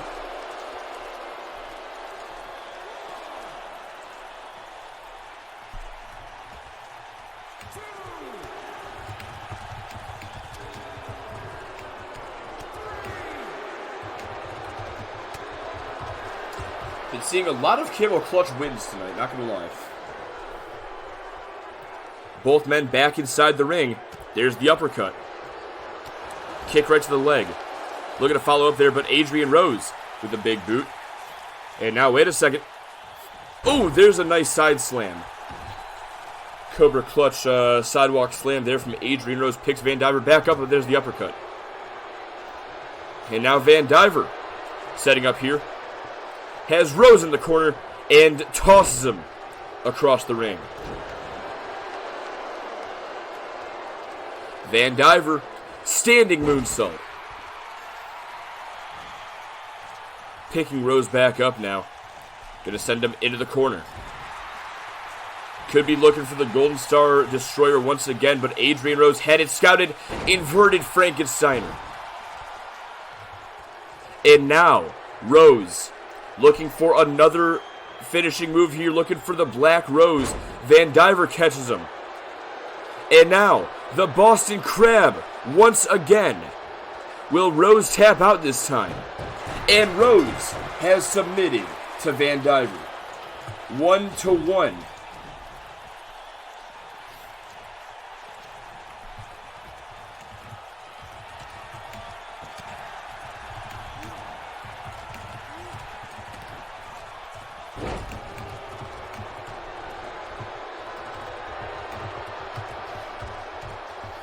Adrian Rose setting up here. There's the kick right to the gut.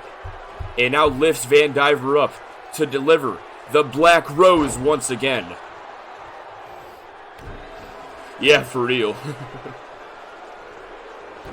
Adrian Rose gets tossed across the ring by Van Diver with that arm drag. Wait a second. Van Diver up and Van Diver down. Adrian Rose with the spine buster. Van Diver retreats to the outside. Smart strategy on his part. Remember, Van Diver cannot be submitted on the outside of the ring. Back inside he goes. Wait a second.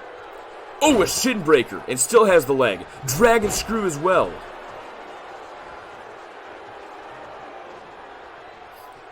Looking for the Golden Star DDT. Adrian Rose catches him once again in another spine buster. But Van Diver now pushes Rose back. And now it's Rose who retreats to the outside. Van Diver taking a moment to soak in the crowd here. But may have taken a bit too long here. Adrian Rose back inside the ring. No Van Diver. Still in control. Sends him towards the ropes. Knee right to the gut. And a fastball punch. But Van Diver back into it with that shoulder block. Rose pushes him back, stops the arm, and slams him face first into the mats. Rose, the lion salt once again.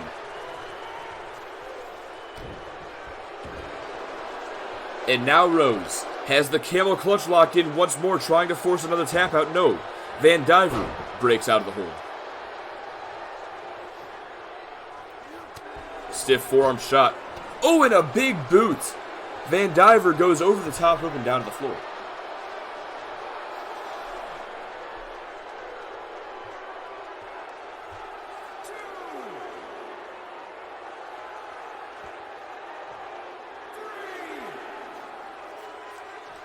Just heard my brother yell. Count of 4 by the referee. Adrian Rose, he will take a count-out victory if he can get it. Of course, under Iron Man rules, technically the belt can change hands under count-out or disqualification, as it just counts as a point in this match. Van Diver sends Rose into the corner. And now a kick right to the knee. And Van Diver off the middle rope. Once again, the Golden Star Destroyer to Adrian Rose.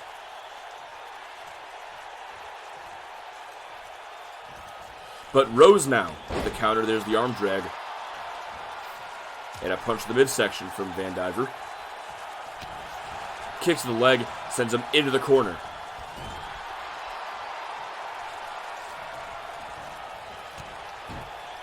Kicks to the knee once again. And the Golden Star Destroyer connects once more. But Rose back up to his feet, misses the forearm. There's the uppercut.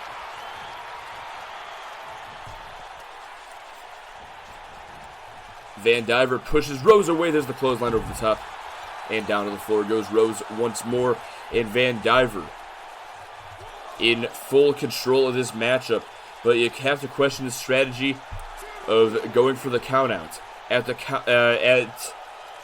If he's not dealing damage to the outside before going for the countout, then I don't believe that this is a very good strategy on the part of Tyler Van Diver. Now going to the outside to meet Rose out there. But and sends Rose back inside himself. But the reason I say that is because that right there has just bought Adrian Rose a lot of time to breathe and recover. And now Rose with the high kick sends Van Diver over the top rope. And Rose, the wrecking ball, Hurricane Rana to Tyler Van Diver. And setting up now. There's the kicks to the gut. Setting up for, wait a second. Double underhook powerbomb from Adrian Rose. Not sure if I've ever seen him do that before. And now, wait a second. Adrian Rose, the genius, going for the count out here after delivering a devastating maneuver to Tyler Van Diver on the outside. Count of 6 here. Count of 7. Adrian Rose getting awfully confident. Tyler Van Diver back inside the ring. Kicks to the gut from Rose. And now a neck breaker as well. This matchup still 1-1 as we approach the final 10 minutes of this matchup. And Adrian Rose locks in the camel clutch. We could see another tap out here. And yes, Van Diver is forced to submit to Adrian Rose.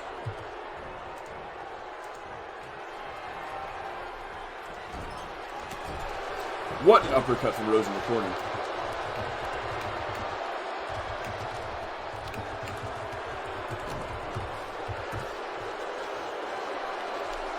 And now a couple of boots to the side of the face, side of the head rather. And Rose going to the top rope here for the second time in this matchup. Earlier he was successful with the Senton Bomb. Will he be successful once again? Looking for a Swanton Bomb of some sorts. Van Diver able to avoid disaster there. Wait a second, Rose. Looking for a suplex, vertical suplex.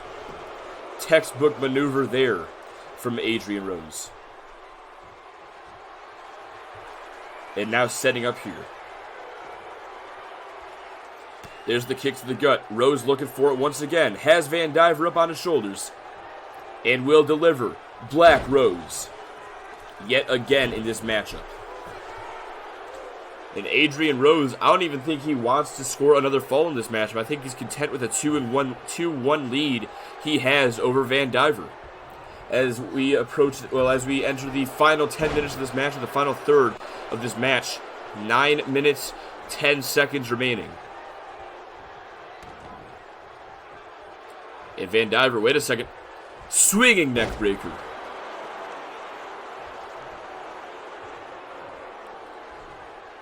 Adrian Rose, though, with the jawbreaker, and now open palm strike.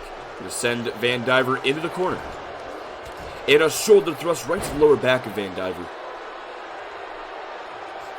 The champion retaliates with the jawbreaker and a calf kick as well. I say he's the champion, but that may not be the case in 8 minutes 30 seconds if Van Diver cannot score another fall.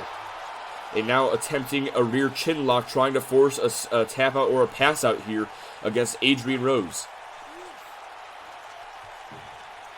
Both these men just bloody messes at this stage of the matchup. Van Diver setting up now. There's the kick to the gut, but no, Adrian Rose catches him. And now a spine buster to Tyler Van Diver once again. And Van Diver creates some separation. Great ring awareness on his part. Avoids disaster by going to the apron. Wait a second, Van Diver looking for the Northern Lights suplex. These two got busted open so early in this match that there's at least 3 good shots of bloody tea amongst 2 people. Yeah. Wouldn't put it any other way myself, as Adrian Rose looks for it once again. The Black Rose connects. Couple of stomps as well for extra measure, but now Van Diver with the jawbreaker. 7.5 minutes remain. We are in the final quarter of this match.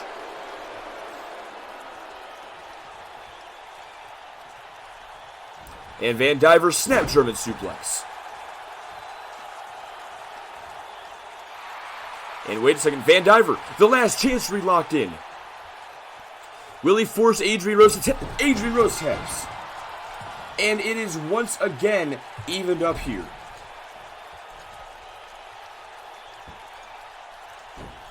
I gotta say, this is one of the closest Iron Man matches that we've had in all of the UPWA.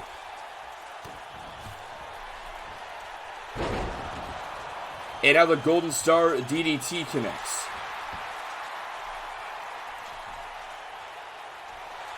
And taps him out to the Anaconda Vice. And now the cross armbar. But this time Rose escapes.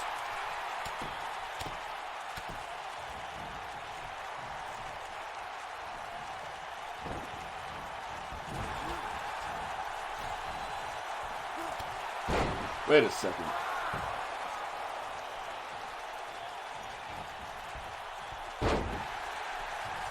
Where the fuck's this thing at? Hang on a second. Okay, so I don't know what the hell happened, but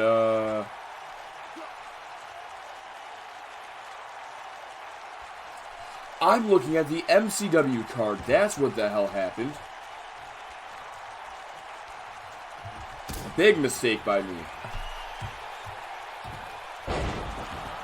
Van Diver with the golden keys.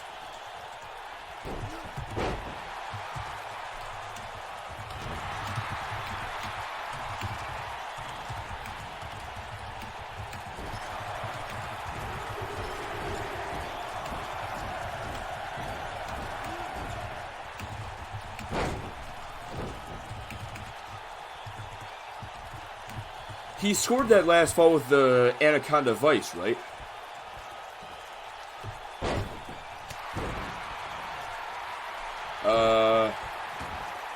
Black Rose, sorry, I just got New Japan Pro Wrestling World, and are bringing New Japan Wrestling senior or junior heavyweight matches. Okay, just making sure that was the Anaconda Vice. Not sure what the hell you mean by that.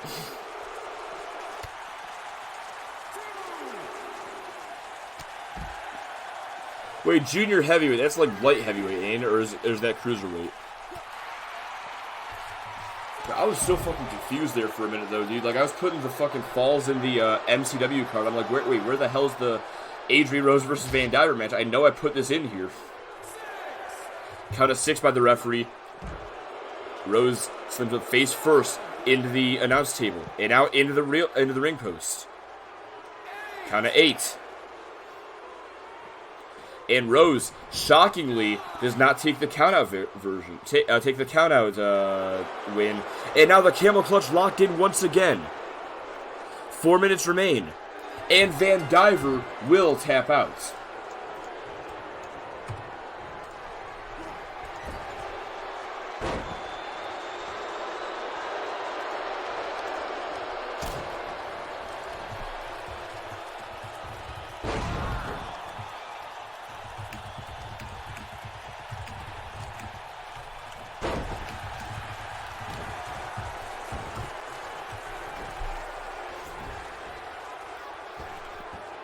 You know, I just want to point out that Van Diver's used a different submission to score every fall so far, while Adrian Rose has been resorting to the camel clutch over and over again. Okay, it's the cruiserweights. All right.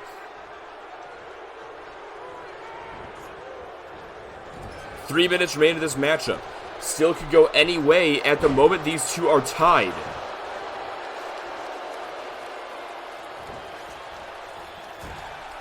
And I will be honest in my mind right now. If this goes to a draw, I don't know if I want to go to sudden death for this. Because, like, oh my god, it's been such a long match. Took over 10 minutes for one fall to occur.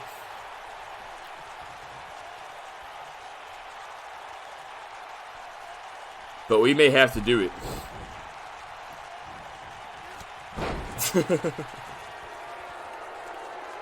Yeah, fair enough, Yanni. I'm just getting a little blind, you know. There's the kick to the gut from Rose. 2:20 remains in this matchup as Rose goes for the Black Rose. But Van Diver right back up to his feet. Kick right to the gut. Gonna send him over the top rope. And now Van Diver setting Rose up here. And drops him right on his head with the DDT right onto the apron.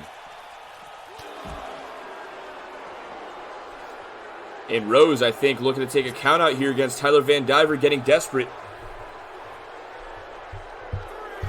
Count of 3 by the referee. Tyler Van Diver back up to his feet on the outside, and back inside the ring he goes. Just over 90 seconds remain. Snapdragon suplex. Taking him back up here. Kick to the gut, no. Countered. Single leg takedown. And Adrian Rose now with the half crab. And Van Diver's tapped. Adrian Rose just may become your new champion here. Going for Black Rose now.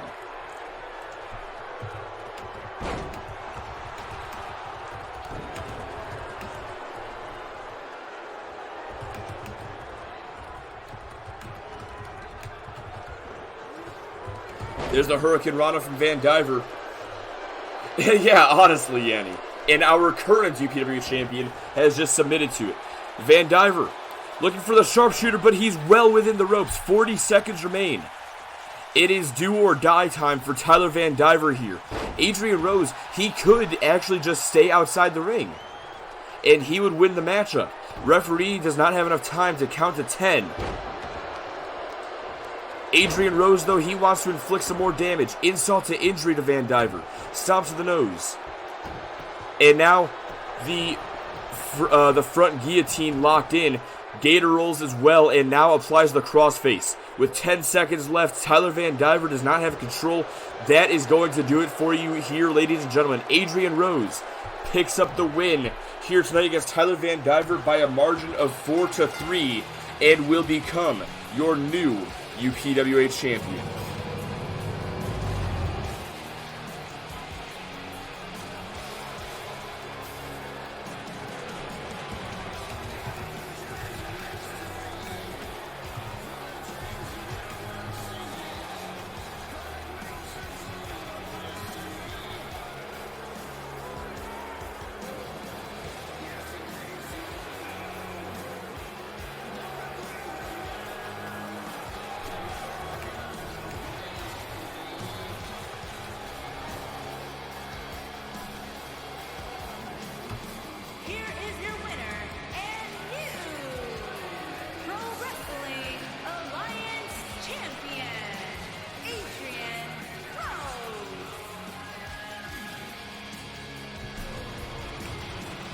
And, you know, first off, I just gotta say, that title actually does kind of fit him with all the purple. But, Adrian Rose, it has taken him a year and a half to climb the mountain and become the UPWA champion. But tonight, he has finally done just that. Congratulations to Rose. But now, ladies and gentlemen, it is time for your second of two main events. Coming up next, Elimination Chamber match for the European Championship. And this will be your only match tonight. That is not a submission match. Saw no fourth tap out. Didn't want to say that fourth tap out because it was, yeah, I really do agree with you. And then the other three submissions were just camel clutches, dude.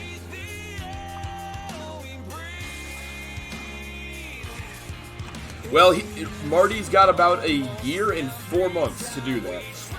So we'll see what happens. Let's see. UPWA started in kayfabe, started in October 2018. So no, it took Rose 22 months then.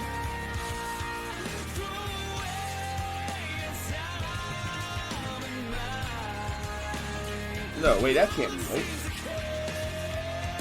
More like 20, if anything. Where's the fucking calendar at? Hang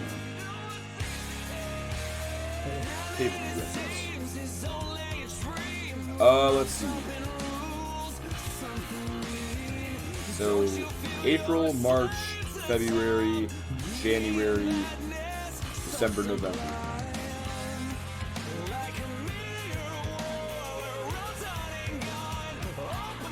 So let's see, 12, 1, 2, 3, 4, 5, 6, 7. It took about 19 months. There we go.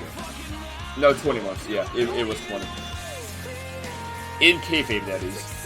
Because the universe actually started in January last year.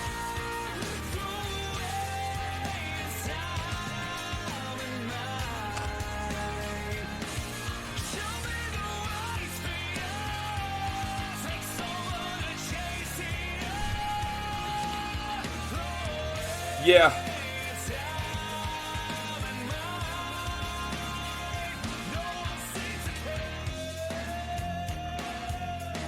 About a year and 2/3, actually, to be exact. Come to think of it. And now, finally, ladies and gentlemen, there's been a lot of build-up for this matchup. The Elimination Chamber has returned to the UPWA. And the European Championship will be contested inside these walls.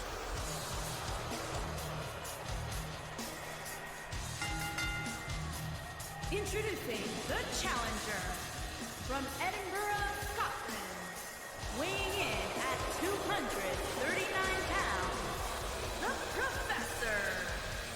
Fun Sponge currently stands at 4-3.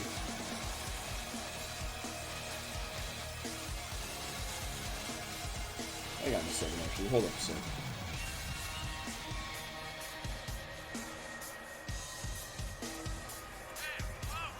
I didn't update his record last night. Did I not update the fucking things? Hang on. Hang on a second here. Before we go any further with this, I don't think I updated the records after the main event last night.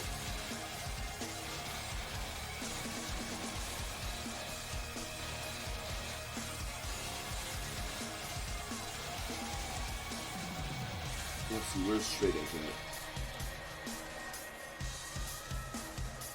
at? Okay, no I didn't for some reason. Alright, well I'll just do that now real quick then. Let's see, where's Oxley at? And then Carr and Shao. There we go.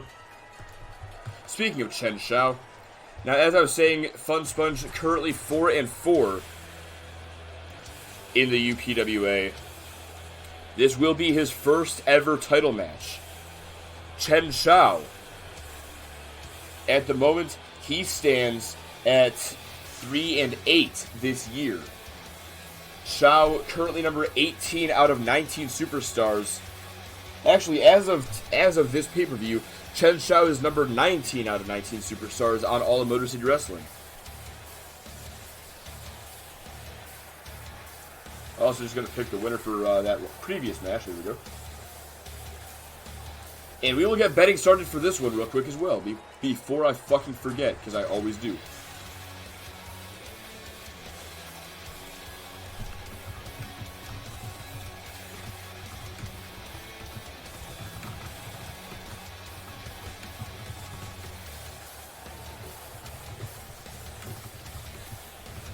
I don't know why I'm putting all these options in, dude. I already know who you're going to vote for. Wait a sec. Let me increase the timer real quick. There we go. Let's see here. What did I miss? If Marty's been in the UPW for 2 months, then Marty has a year and a half left. He can easily get to the world title scene before he has to worry. And welcome to Breaking Point 2020, presented by Motor City Wrestling, where the M in MCW stands for math. Damian Deaver making his way down to the ring as well now. And, yep, just as I predicted. Also, the winner of this matchup, I am paying out 6 times. Damian Deaver, as he steps into this matchup, he is currently ranked at number 15 in all of the UPWA. 5 wins and 15 losses. This will also be his first ever opportunity at Championship Gold in the UPWA. Chen Shao, of course, he's had a taste of the gold in the past by becoming 1/4 of the UPWA Tag Team Champions alongside his Lost Souls brethren.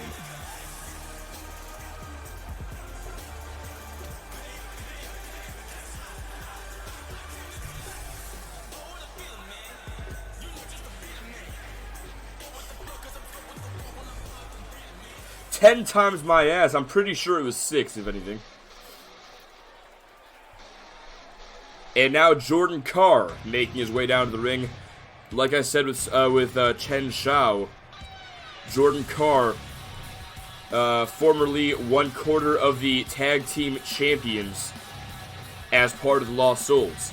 And as a matter of fact, it was Jordan Carr and Chen Shao who defended the tag titles 1 year ago at Breaking Point 2019, where he and Shao lost to Drew and Cody Campbell. But tonight, Jordan Carr has a distinct advantage. He looks to rectify his record at Breaking Point here tonight by picking up the win, and he has the best opportunity to do so. Let's not forget, 2 weeks ago, Jordan Carr won a gauntlet match featuring all 6 competitors in the chamber. Carr entered in the gauntlet at number 6 and easily defeated Straight Edge, who had already battled and gone to the limit with Oxley. And because of that win, Jordan Carr will enter this matchup at number 6. Jordan Carr right now tied with not tied anymore, is number 8 on the MCW roster. And it looks like Oxley, who is number 9, the European champion, will be starting this matchup.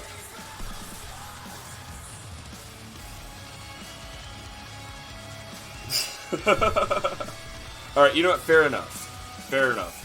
But tonight, it's only going to be 6 times, alright? Besides, Straight Edge will probably have an advantage. No, wait, no, he won't.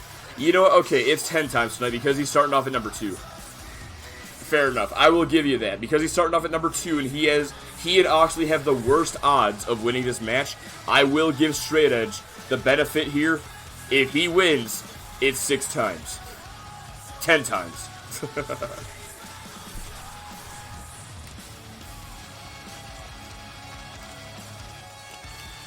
Oxley, the defending champion in this match.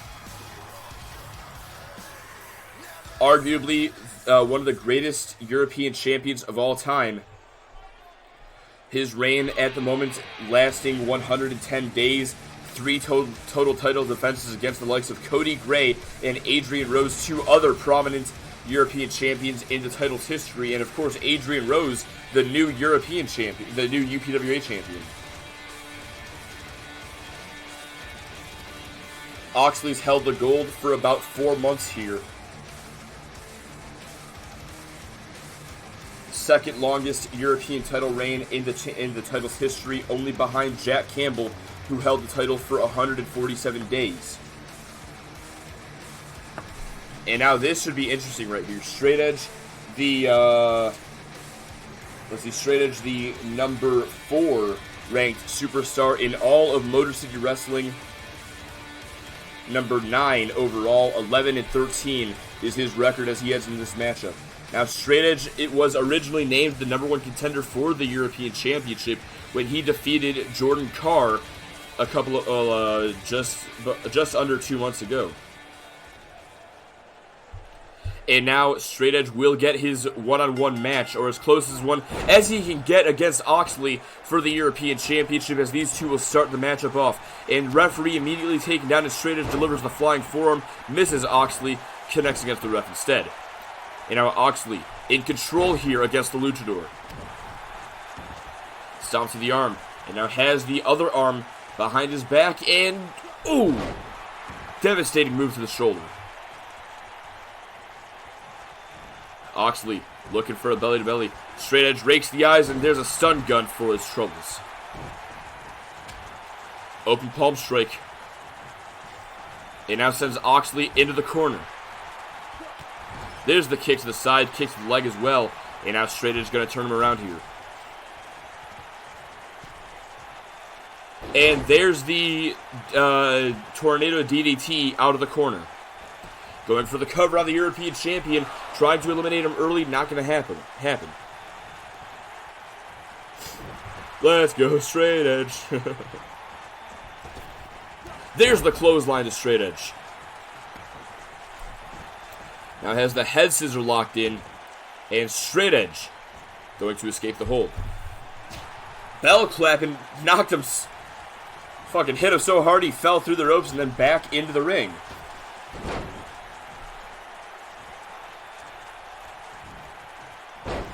Now, besides this Elimination Chamber, there have been 3 others in UPWA history. The first one was on Rock City Wrestling Episode 3, almost 2 years ago, when Adrian Rose won the European Championship from the number 5 position. The most recent 2 occurred at Sandstorm last year, when 6 women battled inside the Elimination Chamber to crown the first ever UPWA Women's Champion, where Brittany Foster won from the number 5 position. And then finally, the most recent one took place shortly after.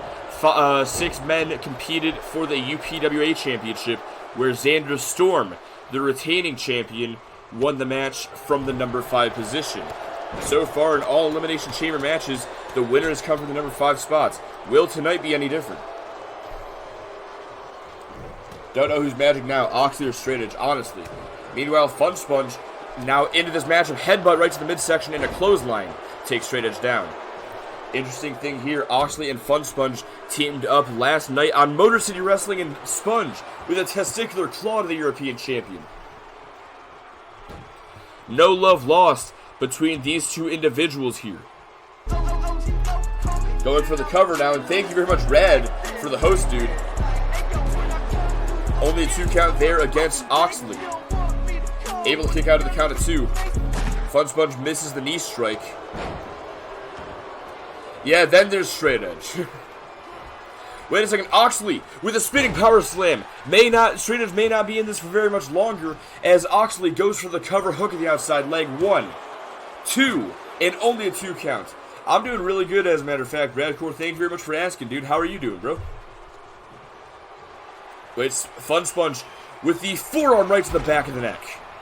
And Straight Edge may be out of here. Going for the cover. 1, 2, and only a 2 count. Straight Edge able to kick out once again. Sponge turns his attention towards the European champion, drops him with that knee strike. Now focuses back on Straight Edge as the 4th man in this matchup looks to enter. Will it be Damian Deaver or will it be Chen Shao?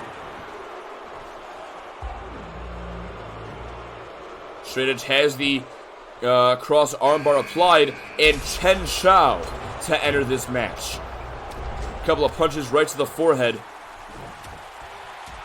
to escape the submission attempt. And now 4 men in this matchup. Fun Sponge attacking Straight Edge with the cradle slam, tosses him over the top rope. And now biting the fingers of Straight Edge. Now Deaver's gonna win. Then co-streaming with Marty the Moth Martinez and Ring of Honor's Sledge. So here's the thing. I'll be honest, I'm not much of an indie guy. Don't know who Marty Martinez is. But if you're streaming the Ring of Honor superstar, hell fucking yeah, bro. I at least know what that is. Oxley with the double knees right to the back of Chen Shao. But yeah, really glad to hear that, dude. That's fucking awesome, man. Couple of shots to foot. Looking for the low blow. Straight Edge may have just saved Oxley. Yeah, I was about to say, Yanni, fucking Kamikaze Marty is the only thing that popped into my mind. Damian Deaver and Jordan Carr still to enter this matchup at some point here. There's a right from Fun Sponge. And now the testicular claw applied to Straight Edge. And Straight Edge is down, and he may be out after that maneuver. Going for the cover. No, only a 2 count. Straight Edge able to kick out there. Marty was a Lucha Underground and a Tough Enough guy. Okay. Which season of Tough Enough? Was it like the one with The Miz and Ryback, or was it one of the other seasons? Because the main season I know was that one. I don't know the seasons by numbers. I'll tell you that much. I remember that season because I've seen like clips of it on YouTube, and I remember the season with Stone Cold where he hosted back in like 2012, and then when it was like a reality show with Hulk Hogan, The Miz, and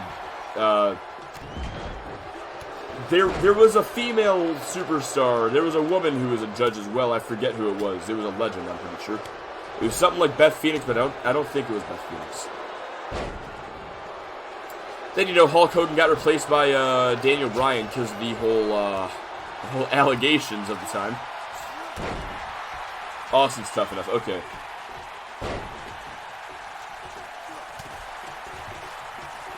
Damian Deaver came out at number 5. He's won the match automatically. Historically speaking, yes. Like I said earlier, Adrian Rose won from the number 5 position. Brittany Foster won from the number 5 position. And Xander Storm has won from the number 5 position. Damian Deaver and Straight Edge going at it inside the ring. There's the swinging neck breaker. All 5 combatants still alive in this matchup, going for the cover here. And Straight Edge kicks out at 2. Deaver and Straight Edge, these two battled alongside each other last night in the Triple Threat Tag Team matchup against the other 4 competitors in this matchup. They won the match, and it looks like they are not planning on continuing the alliance. You don't know how I fucking threw that up. As Straight Edge locks into Koji Clutch, trying to force a tap out here. Even though it's not a submission match, Straight Edge trying to eliminate Deaver by submission. Deaver picks Straight Edge back up to a knee. And Straight Edge, wait a second, looking for the standing Shiran Wee. Going for the cover. No. Wait a second. What happened? I need to replay the tape. Oh, it was the fucking forearm. The KO forearm. Alright. The champion is gone. But Deaver stays alive. The European champion is the first man eliminated here tonight. We are guaranteed a new champion. As Deaver's hit by a second standing Shiran Wee. And he's gone.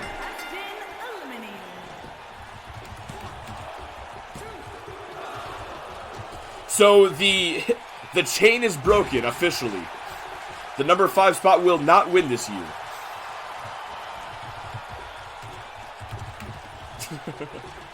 The 5 curse is over.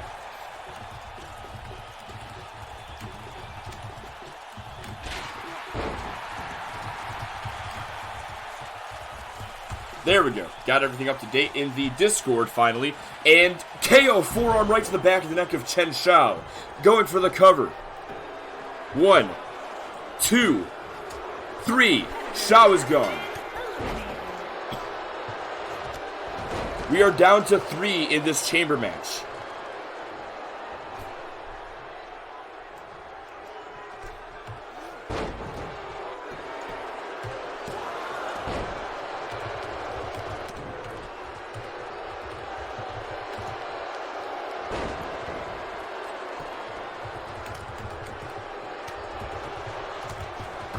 There we go. Down to 3 in this matchup. Straight Edge came in at number 2. Oxley came in at number 3. And Jordan Carr won the opportunity to come in at number 6 by winning the gauntlet match 2 weeks ago. Or rather, last week on MCW. And now Sponge with a DDT. And now the testicular claw to Straight Edge once again. Leave this man's balls alone, dude. Come on, bro. Took everything out of Fun Sponge. And Straight Edge, just like that, may be eliminated from this matchup. Going for the cover, only a 2 count. This is Fun Sponge's first opportunity at a championship in the UPWA. Jordan Carr, former UPWA Tag Team Champion. Straight Edge, a former UPWA Champion. And his chances may be over after that KO forearm right to the back. No, only a 2 count once again. And Jordan Carr takes Sponge down with that clothesline. And setting the Sponge up here. Looking for the punt kick. No. Sponge able to sweep the leg and avoid disaster. There's the forearm shot. Sponge with the left. And yeah, I swear to God, Straight Edge is wearing a fucking cup. Straight Edge going after Carr, sends him to the outside. Gonna join him out there. And Carr catches him with a dragon screw. Sponge now to the outside as well.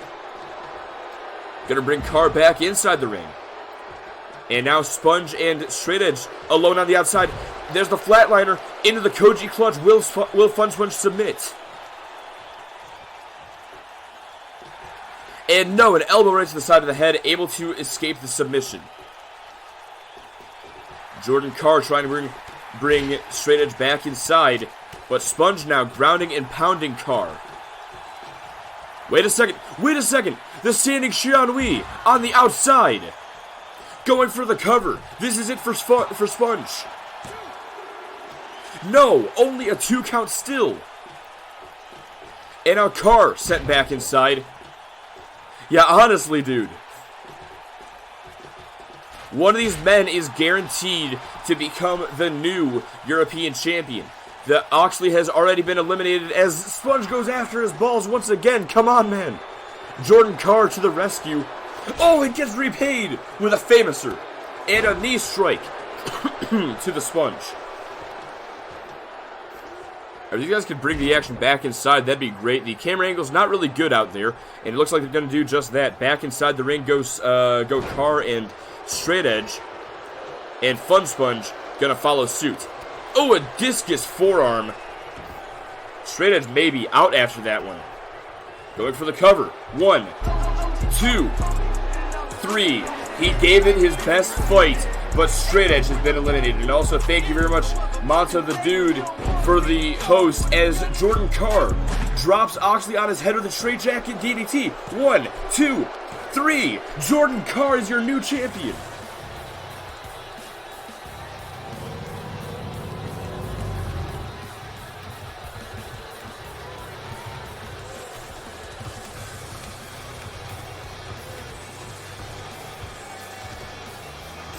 Yeah, fucking for real, dude. Jordan Carr won a redemption arc. Won the first round of the Proving Ground tournament last month. Went on to the finals in a 60-minute Iron Cell against 3 of the best in Motor City Wrestling. And could not score a single fall for 60 minutes. Your winner and new European champion, Jordan Carr. Last week on MCW, he won a gauntlet match to earn the number 6 spot in the Elimination Chamber. Tonight, Jordan Carr has become your new European champion. ends the reign of Oxley's 111-day reign with the European title. And just like that, Jordan Carr is now your 8th European champion in the UPWA. Grabs mask. Yeah, for real, Yanni. Fucking wrestling may as well be animated at this point, dude. And thank you very much. Well, thank you all very much for watching, though. This has been our second of 2 main events. Unfortunately, that means that our show is over. But that doesn't mean that the action has to stop. Be sure to tune in next Tuesday night for Extreme Takedown Wrestling, and then next Thursday night for Motor City Wrestling to catch up on all the fallout from Breaking Point here tonight. Both those will be live at 11 p.m. Eastern Standard Time, of course, as usual. And just for anybody who may want to join, there's the Discord. And thank you very much, Yanni, for the 10,000 sparks as well. And trust me, I don't want to leave you, bro. I have 6 viewers, man, but the show is over, unfortunately. But yeah, the Discord's right there if any of you guys want to join that. Remember, only half the action that happens inside the UPWA happens inside the ring. The other half happens through backstage promos that you can only read if you join the Discord server.